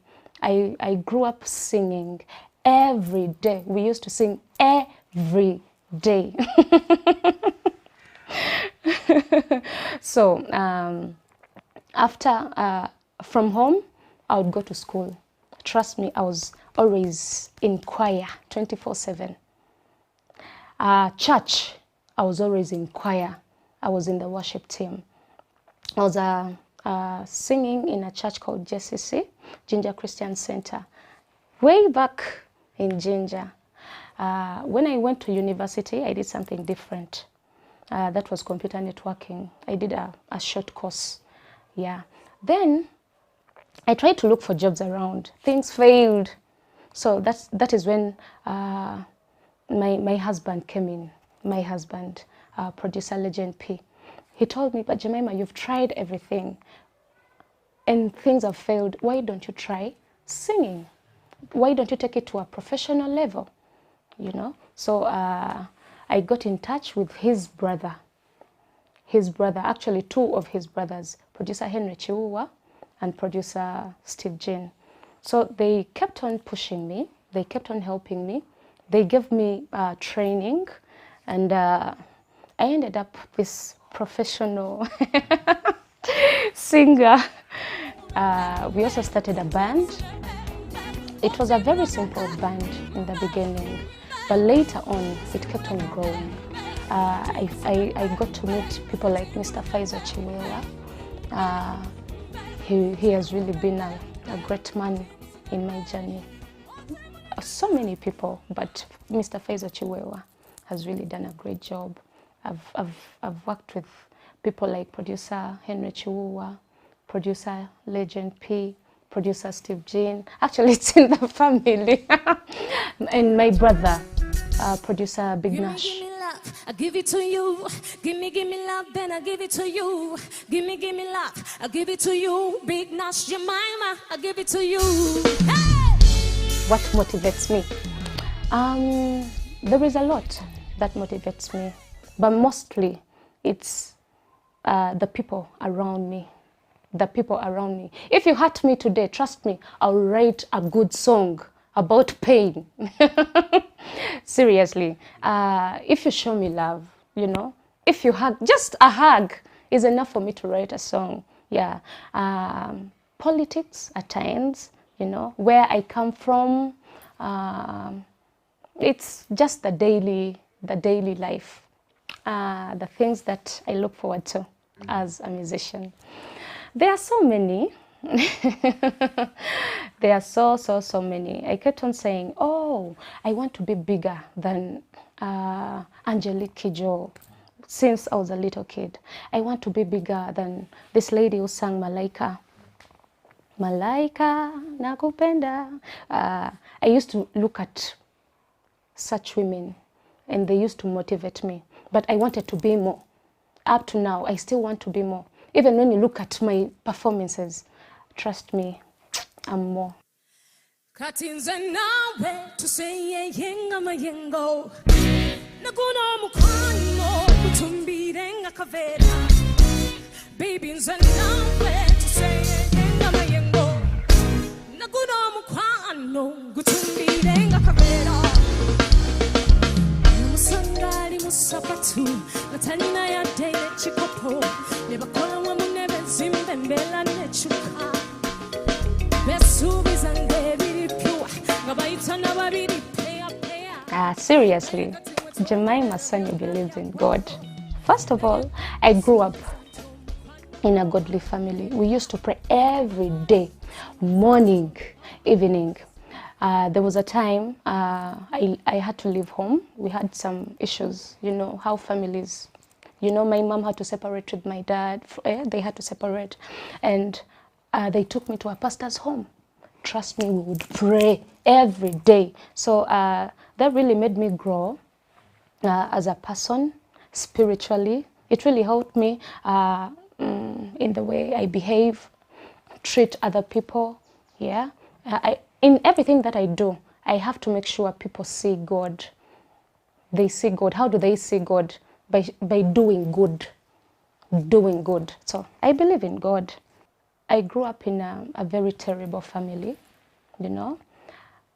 My dad was very, very, very tough. He used to beat us almost every day. Every day. Imagine every day, even without any reason. He'll just find you there sitting, doing nothing, and he'll just ask you, what are you doing? You know? And in case you didn't have any answer for that, he would beat you to death. He would make sure he first sees blood coming out of you. So that really brought pain, you know? It brought pain into my heart. Not me alone, even my siblings. Every time I open up my voice just to sing, I run away from all that pain. That's why I give it my all. That is where I get the strength from.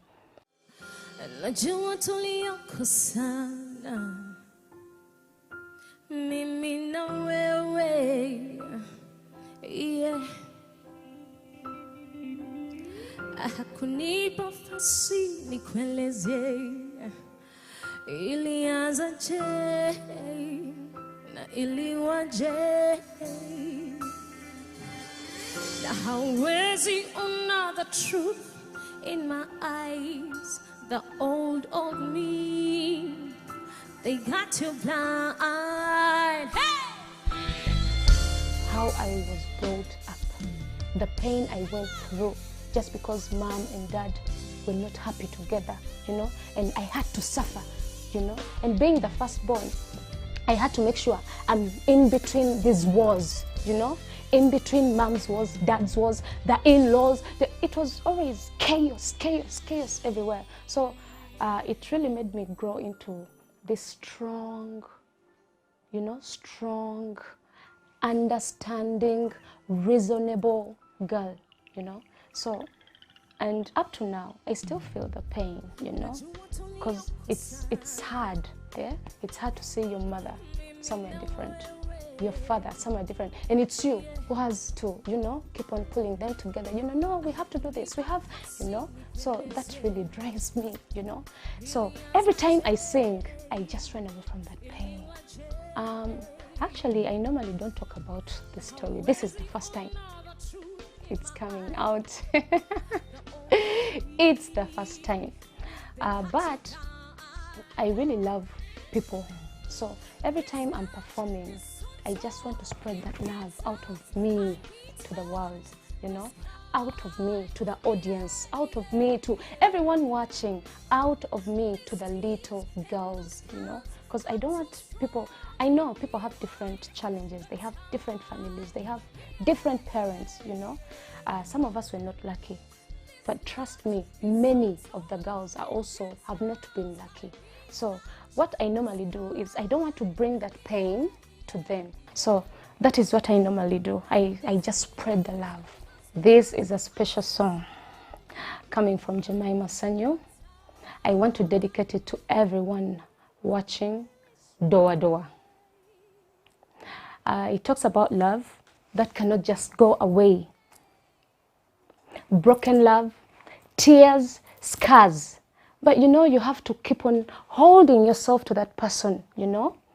And I would really want to dedicate it especially to the girls, to the women who have been through what I've been, who have gone through what I went through when I was growing up with my father, my tough father. Because I still love him. I still respect him, you know. He's my father.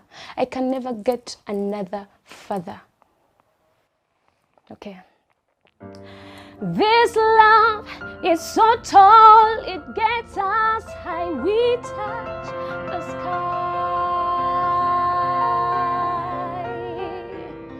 These tears and the scars are too strong, they rewind the time.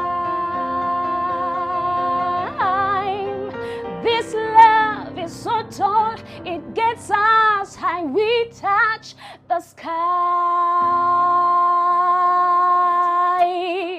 These tears and the scars are too strong, they rewind the time. Ni wanafaa kubadilisha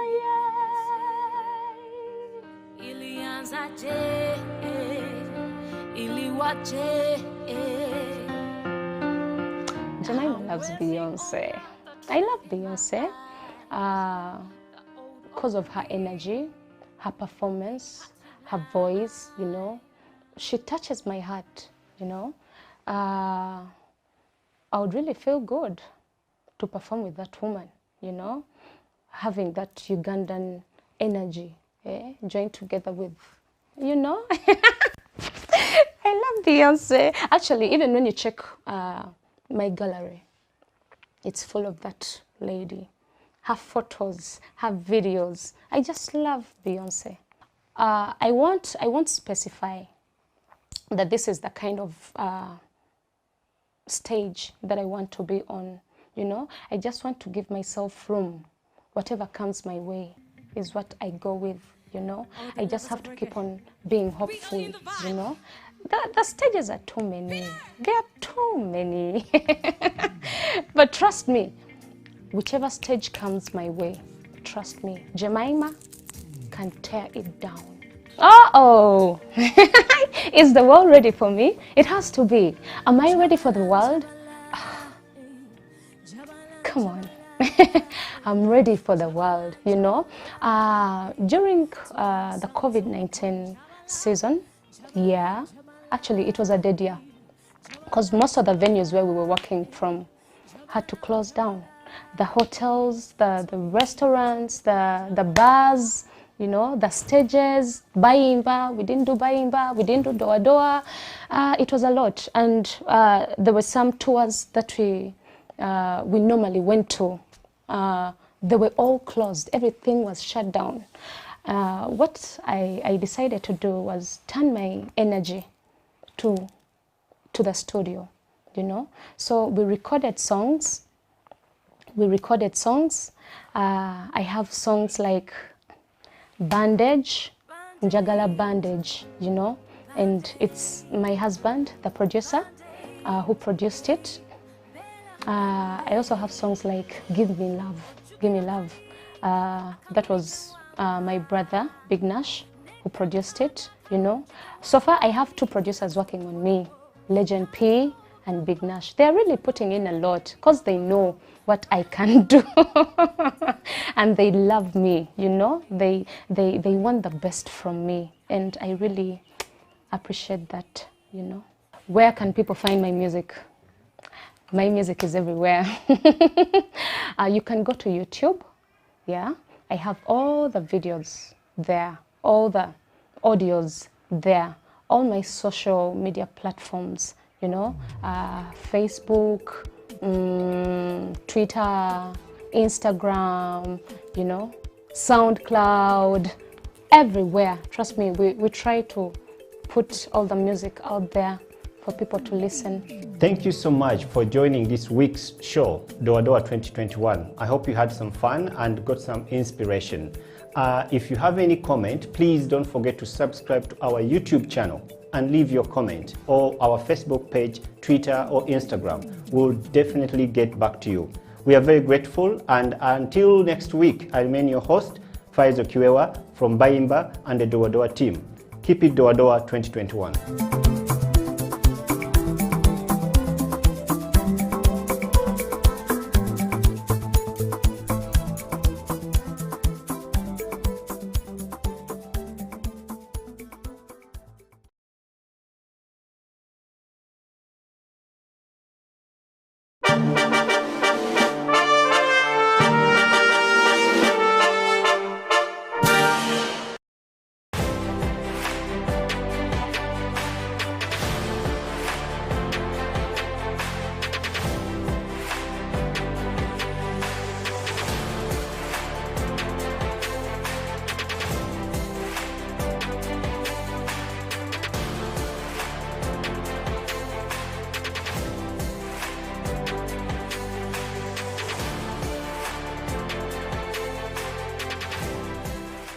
Welcome to the CEO Bench, Peter. Thank you. Thank you. Happy to be here.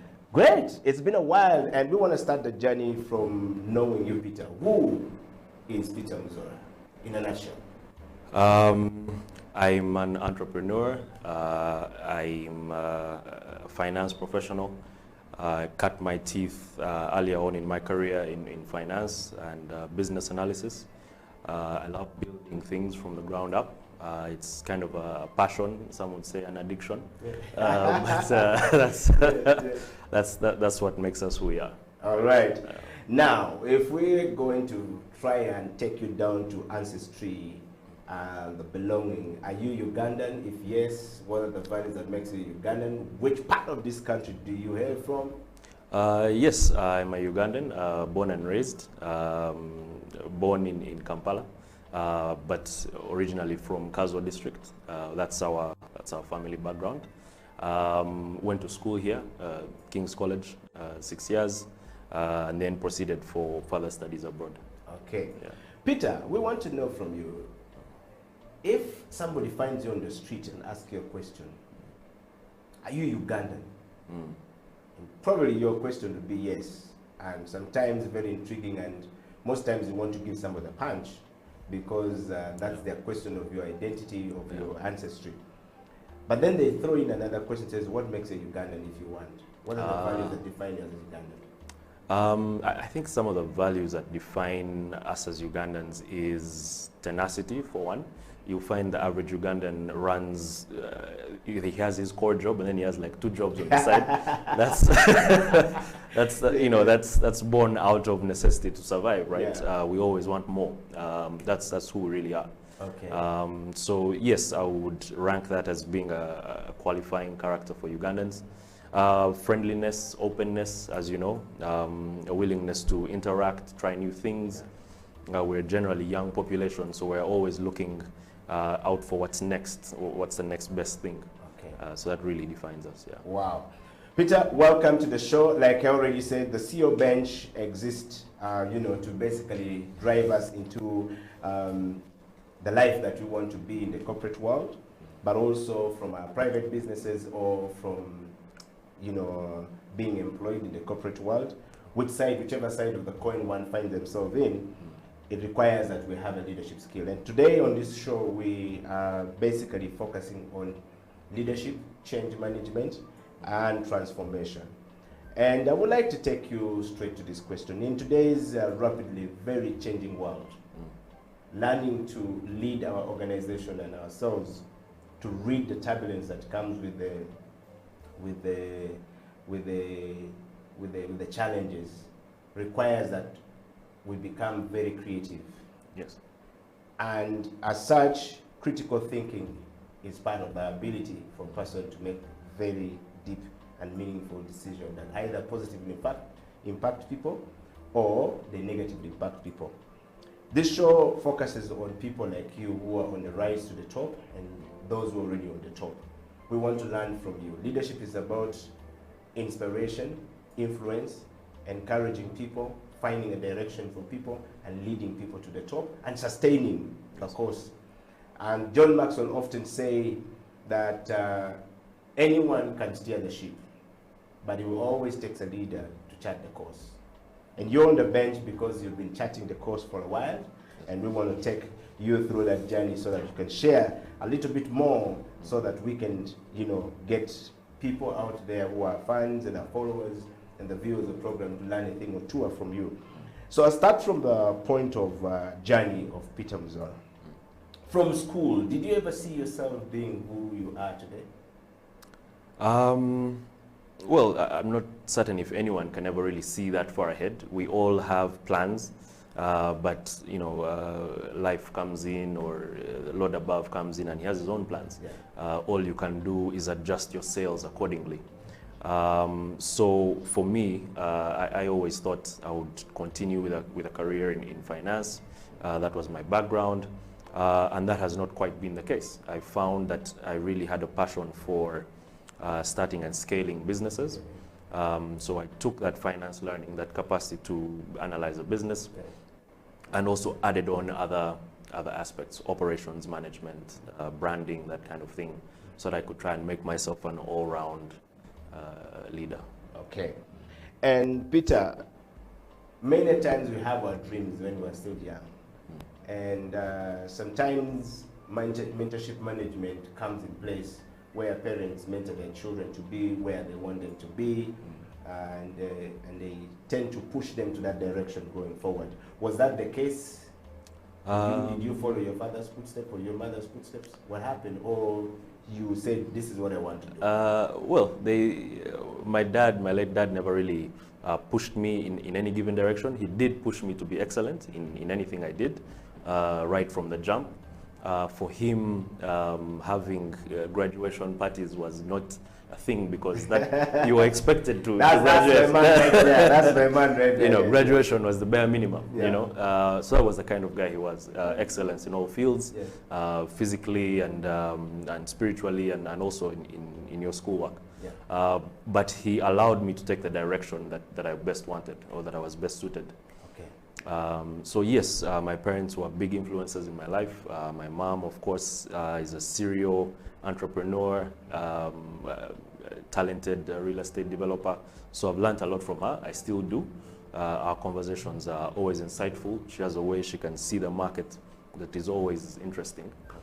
So yes, they've been big influences in my life. Wow. Peter, leadership. Let's dive into it. What is your understanding of leadership? First of all, what is leadership by your definition, and what is your understanding of leadership? I think leadership is the capacity to make difficult decisions. I think it's the ability to see where you can add value not just where your skill set lies, but where the areas that are lacking that you can plug in. It's the ability to inspire other people to go forward and achieve a common cause, not necessarily you dragging them along and saying, oh, I did this. It has to be a collective effort. And lastly, it has to be a real leader. You have to have left your team in a better position than you found them. For me, if I step away from a business and it thrives, that's a sign that I've done something good. The business should not be dependent on me to survive. Wow. You are quite very young for you to have that kind of mindset or a frame of mind to think in that particular direction. Are you a leader yourself? I try to be. The concept of leadership applies in multiple spheres, right? So you can be a leader in a family setting, you can be a leader in a work setting, you can be a leader in a sports setting. So in every aspect that I find myself, I generally try to add value, generally try to improve the lives of others, and I believe that that's what makes you a leader. So yes. Wow. And if you're joining us from anywhere in the world, we are talking to Peter Muzora on the CEO bench, the man who is young, on the rise to the top, and the journey to the top is what we're talking about. And we're talking about leadership, change management, and transformation. If you have a question or comment, please drop it up there, and we will definitely be able to read it and answer it with Peter right here on the show. Peter, that said about leadership, what has been your leadership journey to where you are? So I started my career in the US on a trading floor. I was certainly not a leader, but I was around leaders. Certainly, I was around gentlemen who had been there and done it all. So I watched and I read and I practiced, and from there I moved back. When you said as a trader on the Wall Street? Yes, so market analyst. Okay. So I did that about a year and then I moved back, and I tried my hand at a few things. We started a few companies, and through that journey I found that I was constantly trying to improve my skills. Yeah. So to date, we've been able to set up a ceramics importation company, but this also spans other interests, including warehousing and a few other things. Okay. Yeah. I want to take you straight to the first time I first met you. Very energetic, working hard, and you were building a company called Smart Business Intelligence at the time, when you had just almost returned to Uganda, I think. What happened to that journey? There were changes. You have been to 4 different places, and we want to talk about those 4 or 5 different places today. Yes. Whilst we dive into the part of the show, which is change management. How do you manage change from Wall Street back to Uganda, and then from Uganda now to this company? What has been the journey like? The leadership and the change management experiences. Yes. Yeah. So there's always a lot of growth, right, as you go from one aspect of your career to the next. Yeah. So with Smart Business Intelligence, we were making accounting software for small and medium enterprises, as well as analytics for the enterprise side, so larger organizations. Now, when you do that, you get exposed to a whole range of businesses, because at every business's core is accounting. So regardless of what the business is, whether it's this media or farming or any of these diverse businesses, at the core is accounting. So having interacted with so many of these businesses, you really get a sense of what makes a business tick, what doesn't, what operations are required in order to make a business thrive. And at the end of it all, you come out with a better understanding of how to accelerate a business further into its growth. Okay. Managing that change from Smart Business Intelligence to later on the Good Air Collective Limited. Yes. What was the journey like, and why? That one was a particularly fun journey. You mean there's fun, right, at leadership level? Yeah, absolutely. Yeah. For me, any business that you're involved in has to have that element of fun. It has to be exciting. Yeah. You have to be creating value where there was none before. Yeah. And we certainly did that with a Good Hair Collective. This was a hair care company, hair and skin care, organic, and this is something that didn't really exist in Uganda at the time. Yeah. There were a lot of companies making products that were harsh on the skin. Yeah. So for me, this was an opening to be able to come in and really change the way we do things. And that for me is the pull that attracts me to any business. If we can disrupt or change the way a current industry is working, that's what gets me in the door. Wow. So. And I want to just ask you one more question, Peter. Lazuli Ceramics. The construction business in Uganda has been striving over the years. Yeah. But also the tax element of it has been striving over the years. Yes. Why did you venture into this business, and why did you choose this particular business over the ones that you already had, like smart business intelligence? So for me, it all starts with identifying a gap, right? So you want to find where there's a gap in the market, as opposed to finding a market in the gap. So what that means is that you have to be able to recognize that there's a need for your service. Yeah. As entrepreneurs, sometimes we make mistakes in thinking that because we're passionate about something, the market will demand it. No. You have to be able to look at a business and say, is there demand for this? How many active consumers are there? What is wrong about the current industry that I can fix, either on a price point or a quality point, or if you're lucky enough, both. Those were the questions that I asked when it came to ceramics, specifically on the importation side, and I found that indeed there was a gap.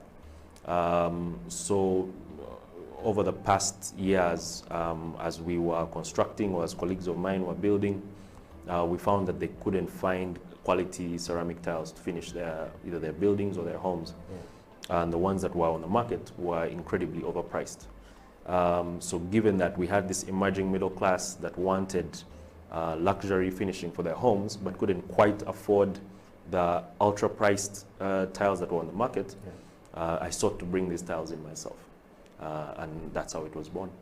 And then what was the experience like changing from that, the smart business to the Air Collective, and now into ceramic? These are totally two diverse areas of business. Yes, on surface they seem diverse, but at their core they really have a lot that's in common. So the core team, right, had very similar characteristics in all of those businesses. Yes. You have people who are driven, you have people who are competent, you have people who are smart. And then they were all also serving a gap that was in the market.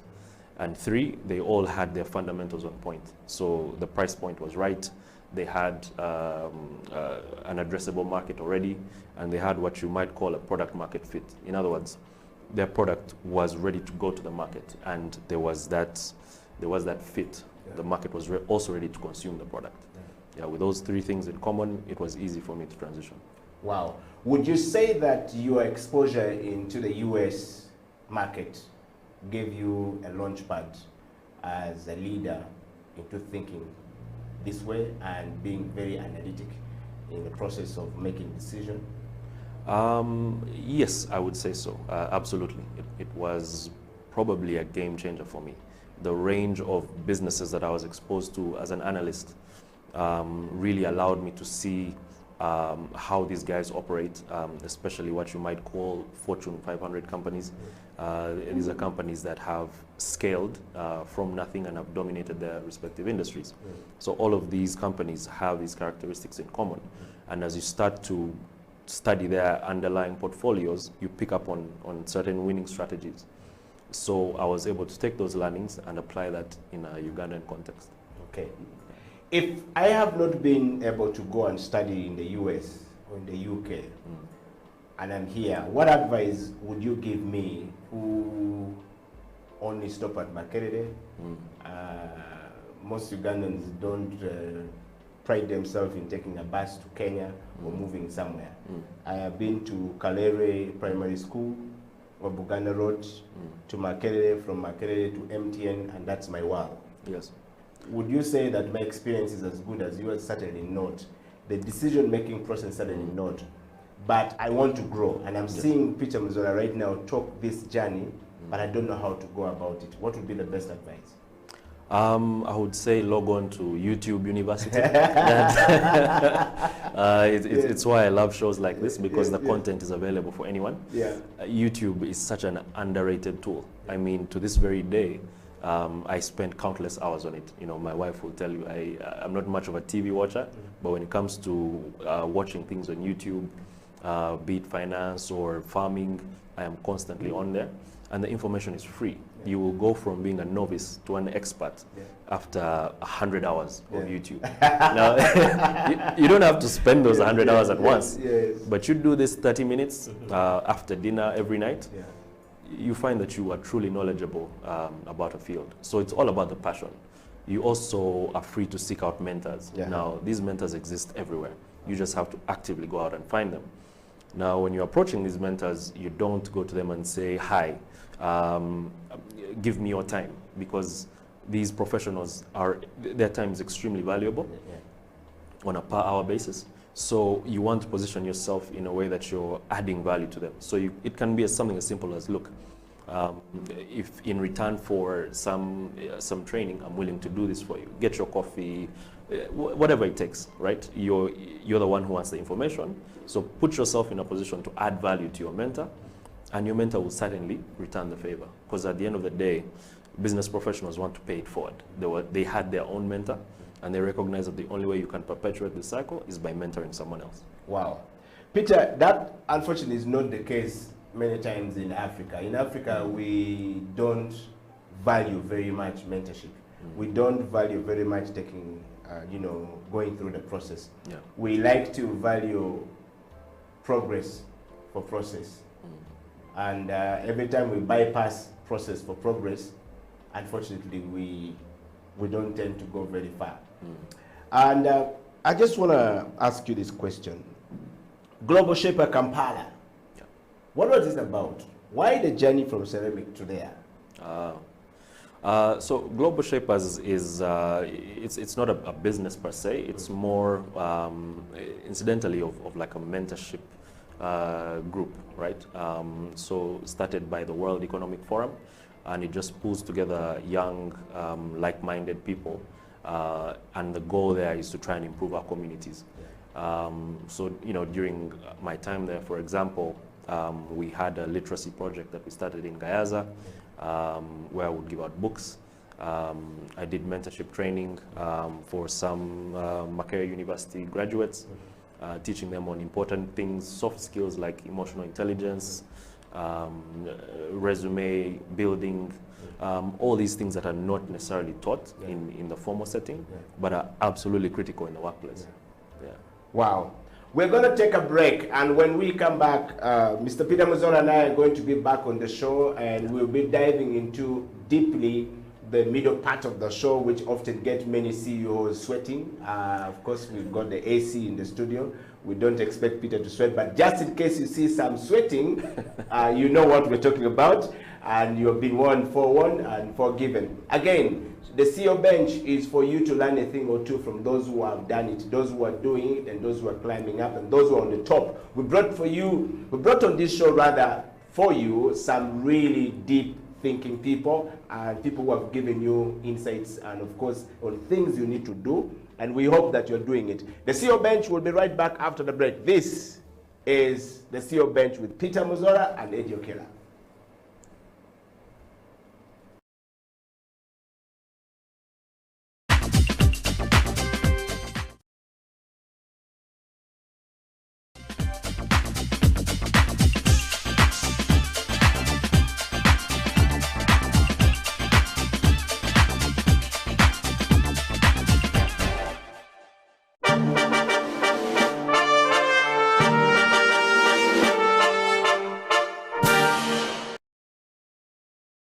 My name is Dr. Jinpo Olowo. Thank you for watching House of Talent Television. I love to inspire people. I love to talk about my experiences and how God has been able to use me in the different exposures. And through the leadership, through change management and transformation, I've been able to do a couple of things in my life. Now, are you a kind of person who is tired of your status quo? Do you want your situation to change? Are you tired of what is going on in your life? You know, change is a fact of life. We've all been through experiences in the last couple of months that have taken us to a place where we need to do something about our lives. We need to change whatever is going on. So if you have not piled up investment for yourself, you need to do that. If you've not done businesses to hold your family in future, you need to do that. Are you thinking of full-time employment? You need to be thinking about your life after employment or your business in the next couple of years. So if you want us to chat, if you want us to talk about this, please get in touch with us at SIL Uganda on number 0772443085 or check our website www.siluganda.com, or on all the social media handles. You can hook me up or Facebook, that is Jinpo Olowo, on Instagram, Jinpo Olowo, and on Twitter and LinkedIn. Then we can chat a way forward with you. We can help you, we can coach you, we can walk with you this journey of financial freedom. Thank you.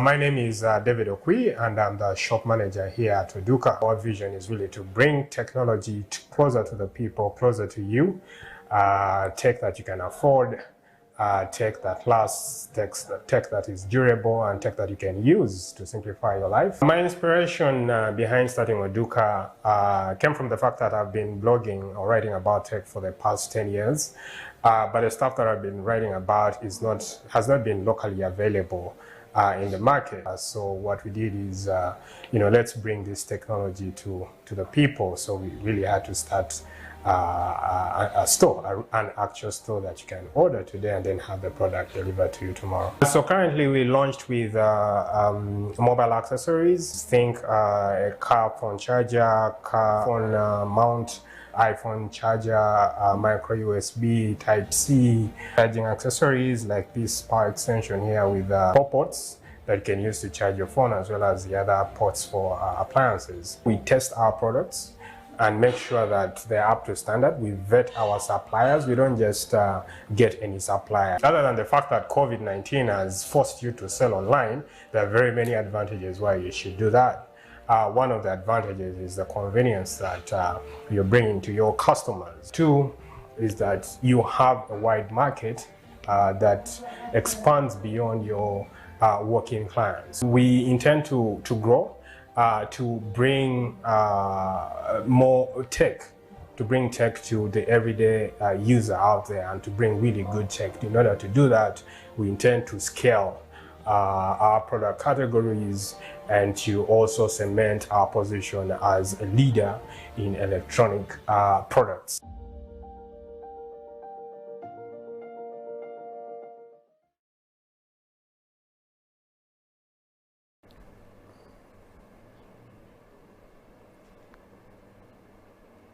Welcome back from that break. That is the break where you get to see some people who are actually doing something more serious.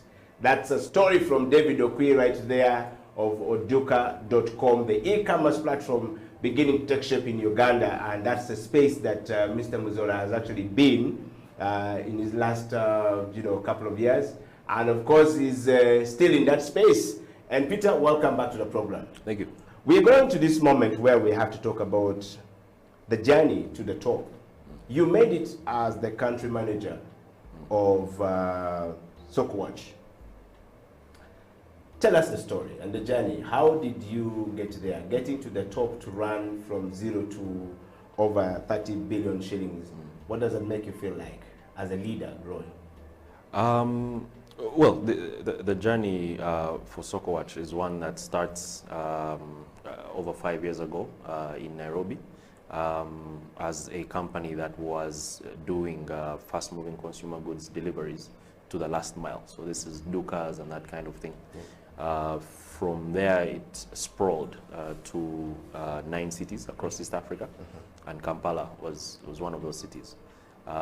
So I joined as the country manager slightly over 2 years ago, and we essentially started the operations within Uganda.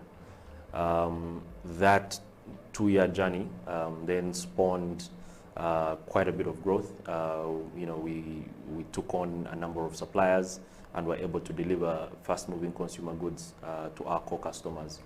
So these are last-mile retailers, supermarkets, wholesalers, and the like. Okay. Peter, that's your biggest leadership position. Running a team of people in the country. Did you start with one? Were you the first staff, second staff? Just take us through the journey and what has been the leadership journey in that space? Yes, I was employee number one. And so you are the driver, the office cleaner, the messenger, and all these things, the kitchen, yeah, so obviously in entrepreneurship, you have to wear many hats, right? This comes with the territory. So being the first employee, you have to recruit the suppliers, you have to source the warehousing space, onboard the delivery agents, essentially do whatever it takes to get the business up and running. Yeah. Up until a point where you can bring on staff to back you up. So that was the journey. Okay. Yeah. Talking of that, not everyone understands the role of country manager. When they say country manager, it doesn't come with a title of just managing small goats here and there. You're actually managing a serious business or starting something that is going to become serious. So from 0 to plus 30 billion is not a simple journey to take. That journey requires that you have a very strong leadership abilities. Your leadership abilities must determine your level of effectiveness. What were your leadership, style in trying to get the company from the moment to say now you have the mantle to roll? The leadership, there was no one leadership style, let me say. As a leader, you have to be able to evolve how you lead based on the level that your organization is at. Now, when your organization is bringing in 50 million, that is very different from the kind of leader that is required to lead an organization that is bringing in 6 billion. Yeah. So you must constantly evolve, and you must evolve faster than the company. Otherwise, you will no longer be fit to push that company forward. So over the years, my leadership style changed based on the kind of leader that was required. In the beginning, it was certainly the kind of guy who's involved in every aspect, creating the processes, getting things on board, shipping product out the door. You have to know every aspect of your business before bringing in professionals and then entrusting them with that responsibility. So that's the first scale of leader. The second one is one who empowers the skilled staff that he has now brought in, shows them the ropes, but then also gives them the free rein, the trust to drive the business forward in their own way. Without doing that, if you revert back to the first kind of leader that you are, you find that you're a micromanager. And that's, you then become the greatest. Which is quite a number of yes, exactly. Which yes, is yes, which the style we have here in yes, Africa, yes. quite a bit, yes. So that makes you an actual impediment to the business. Yeah. So as I mentioned, you have to keep evolving your style as the business keeps So scaling. those were two, trusting people responsibility. It's not very easy for people, for one to give responsibility or to entrust people with responsibilities when they are growing up the business, particularly when the business is a cross-border business. But you were in that space. Yeah. And up until the day or two yesterday, we realized that you have moved on to the next level, which we're going to talk about.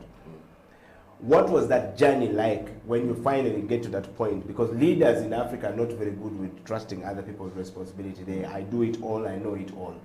Most of them. It's quite different until when you go out of Uganda, is when you start to see how people think, how people are doing things. That's when you start seeing. And if you fly out of the African continent, it's a completely different ballgame altogether. You know, they are brought into this leadership space from a very early childhood.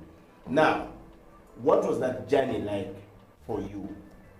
That moment, that hour, when you felt like, now I need to hand it over to this team, I am now competent enough. What are some of the things that you have to tick in that box for you to let that responsibility go and entrust them with responsibilities?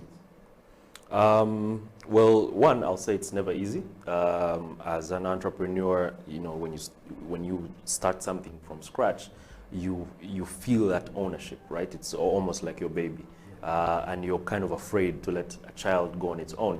But you have to, right? Because you have to trust that the people that you've brought on are highly competent, otherwise you wouldn't have hired them in the first place. And they share the same interest, the same passion that you have to drive that business forward. Now, when you know you've assembled a team that truly shares your vision, it becomes easier because you're all reading from the same script. You all want the same thing for the business. So in that sense, it's easy for you to show them their roles and allow them to then drive the business forward in their own way. Okay. Yeah. Peter, that journey is not easy. I have been training many business leaders from my daily place of comfort where I sit as a consultant. And most business managers will hire people to come in, talents to come in, but would always want to make decisions. And that is very synonymous with Ugandan businesses and African businesses. That said, was that the case in your area, that the proprietor of the business, was he giving you the space to think, or you always have to, it's as if you're not going, it's as if you're going, it's as if you're not going, you know, that moment when you're supposed to make a decision for you to be measured based on the decision you've taken, to say, yes, you took this decision. Can you defend your decision? Can you, you know, as a leader, say why you decided to pick this course of direction, not the other? Yes. Did you have that leeway? Yes, and it was really one of the things that attracted me to join the company in the first place. So, you know, within the company, we had this policy that the best idea wins, whether it comes from the CEO, whether it comes from the cleaner. If the idea is valid, if the idea is sound, then we are willing to hear it. So when you have that kind of open sourcing of ideas, then you find that you're constantly evolving faster than the competition. But when the idea comes from one source, then you're always going to be limited to how exposed is that person, how refreshed are his ideas. It's not scalable, especially if you're looking to dominate an entire industry or an entire continent. You constantly have to be able to source ideas from everyone around you. Okay. Yeah. And let's go to what we called building an environment that allows everybody to strive.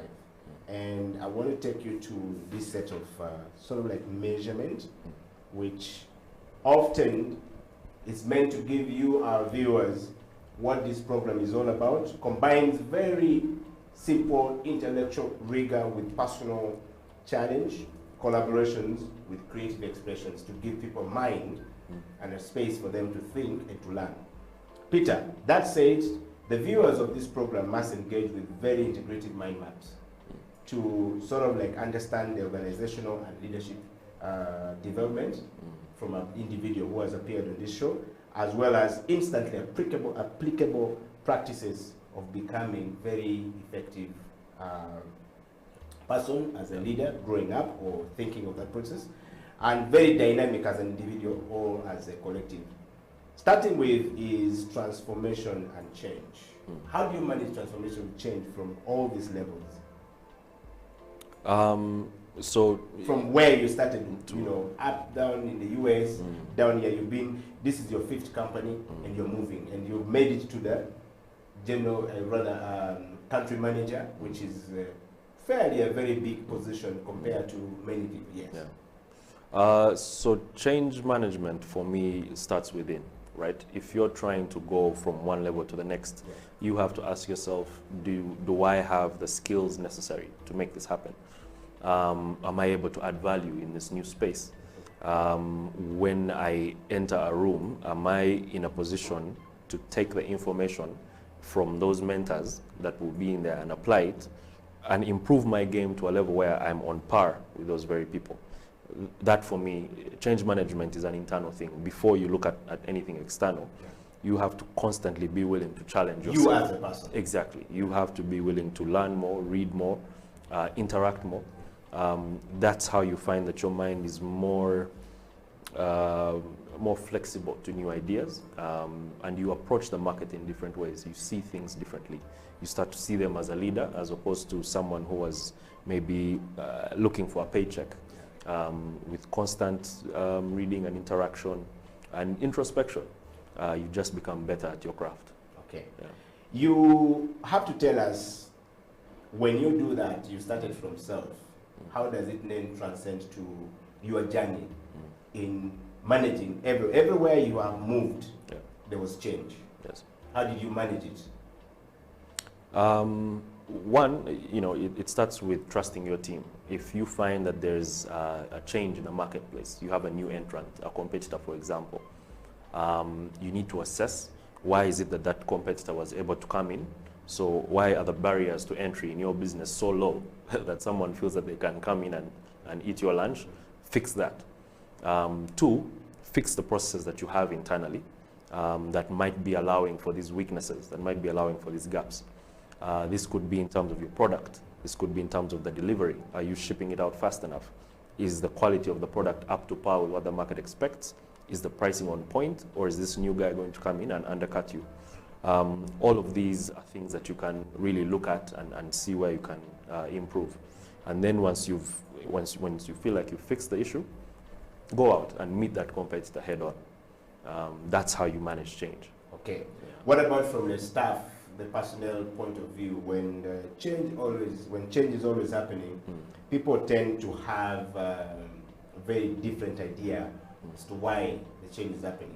And every time you are leaving the company, we want to know from the personal journey, from what informed your decision to say, I'm now moving on from this one to the next one to the next one. What are you looking for as you move? For me, it's always growth. I need to be able to feel like the next step that I'm taking is adding another level. It's challenging for me. It's allowing me to impact more people. It's allowing me to contribute more, add more value on a larger scale, and to build something that's going to have an outsized impact that outlasts any of us here, right? And that impacts far more people than we can impact individually.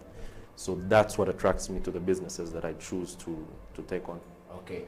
When you're moving in these journeys, do you communicate? We're going to the learning organization. Learning organization means, and what we're looking for here is that when you are leaving this organization, you've learned a lot of things from here. When you're moving to the next organization, you've got to learn so many things as you learn into that place. What has the journey been like? Some can tend to be very challenging. Others, you can enter the job and you find out that the way things are run inside is not necessarily how it looks outside. How have you been able to manage this as a person? So yes, you're right. You can find that the company culture is very different from what you as an individual considered. Now, in Uganda, oftentimes you can find a scenario where the employee, especially if he's coming in at a junior level, is at odds with what the company culture is. And this is because we don't really do training on these soft skills for our young graduates before they enter the workforce. So this young graduate will enter this corporate environment and find that there's this strict culture of promptness, of service delivery, of timekeeping. You do what you say you're going to do, and you do it on time. So we, as professionals in the business, really have to take a step back and ensure that these young graduates come into the workforce with these skills, because they're not going to get these skills in the universities right now. Those are just not being taught. So that's why programs like this exist. That's why I'm a big fan of them, to offer that kind of mentorship. Now, when you're in the organization and you're onboarding these young people, you have to clearly state what the culture is, because at the end of it all, culture is a function of what you allow, what you don't allow, right, and what you let slide. Now, you have to define very early on what you're going to let slide and what you're going to stop. And if you keep that area gray, then anything will pass in your company, and that will be the end of it. So you have to define your culture early on, and you have to ensure that anyone coming from the outside in gets inculcated, like they get in and they understand it. It's critical that everyone from the CEO right down to the bottom knows what's non-negotiable, knows the core values, and lives by those core values. Where possible, you also interview for what we call a culture fit. That is where you assess from the jump whether this employee shares the same values. Does he have respect for everyone else? Does he have a core appreciation for the work that you do? If you don't share those same core values, then chances are very high that that individual won't hack it in the organization. Okay. That said, Peter, levels of leadership development. What has been your level of leadership development over the years, given your experiences of steps moving from A to point B to point C to point D? So the level of leadership development that I've been involved in, I mean, I would say that it's constant. You're always learning. For me, that's something that just never ends. You know, the work that we did in Global Shapers exposed me to, you know, leadership positions, mentorship positions specifically. Even under Soko Watch, we would frequently take time out from our calendars to ensure that we are constantly learning, and also mentoring the younger guys, making sure that we take time to speak to each and every one of them. So for me, it's a constant thing. It never ends.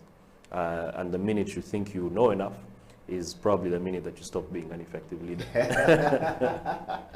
Well, you've heard that coming from Mr. Peter Muzora. We're going to take another break.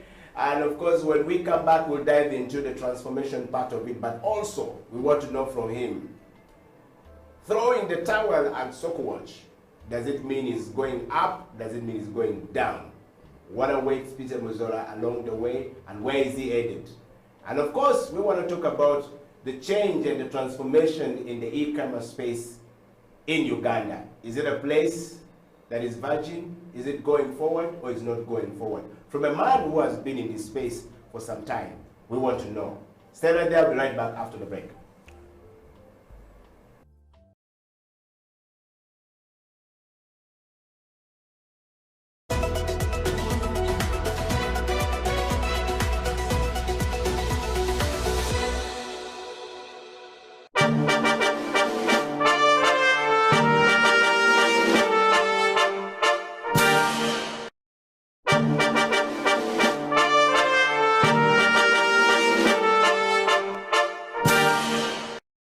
Private sector is not yet fully utilized, because not everybody can be employed by government. And we are looking at a future whereby more people are employed in the private sector than in government. So I think if we all work hard, if we all work together and invest in the right areas, there's been a lot of talk about value addition in the agriculture sector, in the mineral sector, if there is enough investment in those areas, I think it can create enough jobs for our children and grandchildren. Okay. Yeah. I just want to take you to question number 4, Andrew, which is, let's talk about your journey at City Hall and the foray into the Executive Director's office, which is as Andrew Chitaka, Very and as interesting. well as the Director Engineering. Very interesting. I joined KCCA on 1st November 2011. Yeah. And before then, I was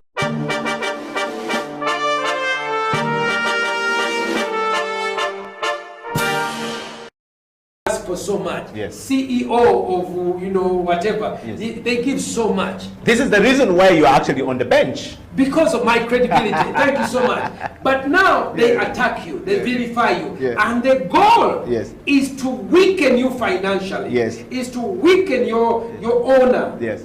These are slanderers. Yeah. So I'm glad that someone would stay up at night Yes. to ask and learn about me. Yeah. And I pray that in the next 2 months, because I know many Ugandans who travel overseas, Yeah. when they go there, Yeah. one of the things, because the media has been so much, and Yeah. Sam Kutesa, Yeah. the Minister of Foreign Affairs, Yeah. has really not done a good job. He has dropped the ball on this issue. Yeah. Why? So many of us are being accused of being gay killers, including me. You've just heard that person. Yeah. Uganda is being accused that we kill gays, which actually is absolutely untrue. Yeah. And because of this, it has affected our tourism. It affects people who go overseas to do work or study. It affects whenever you go to a conference. Hi, my name is Eddie Okiela. Oh, where are you from? I'm from Uganda. Oh, you are the gay killers. And then you begin to describe. See, so one of the things that I've done is I've written a book, Yeah. which should be coming out.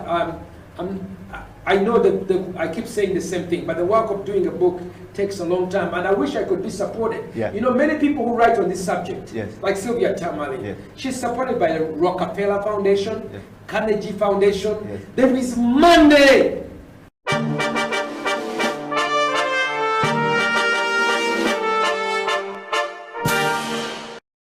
Is a very big brand, and as we go on, we will probably discuss the things we're trying to do to see that things change for the better.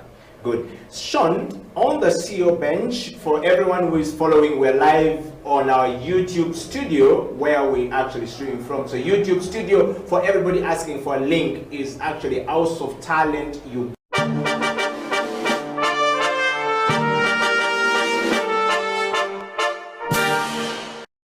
Confident in themselves and what they are offering. Yes. I think that's the biggest problem. Like, women will easily settle for a less pay than men would. Okay. Yeah. Mona Onyaitodeke goes on to say, I think this is a comment, says, I didn't know that beauty products are taxed at 60%. Whoa. They are. I pray that changes soon, but they are. Okay. So Yeah. with that challenge of 60%,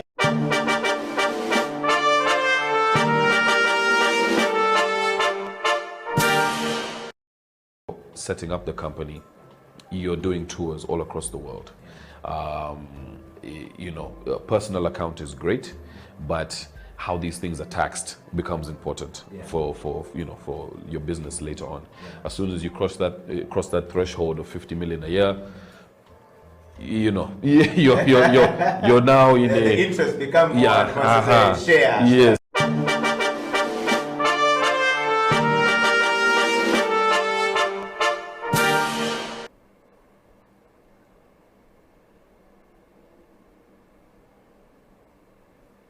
Welcome back from that break. This is the CEO Bench. My name is Eddie Okiela, and in the studio is Mr. Peter Muzora, who is the former country manager of Soccer Watch. The man is on his way out of that place. Was he fired?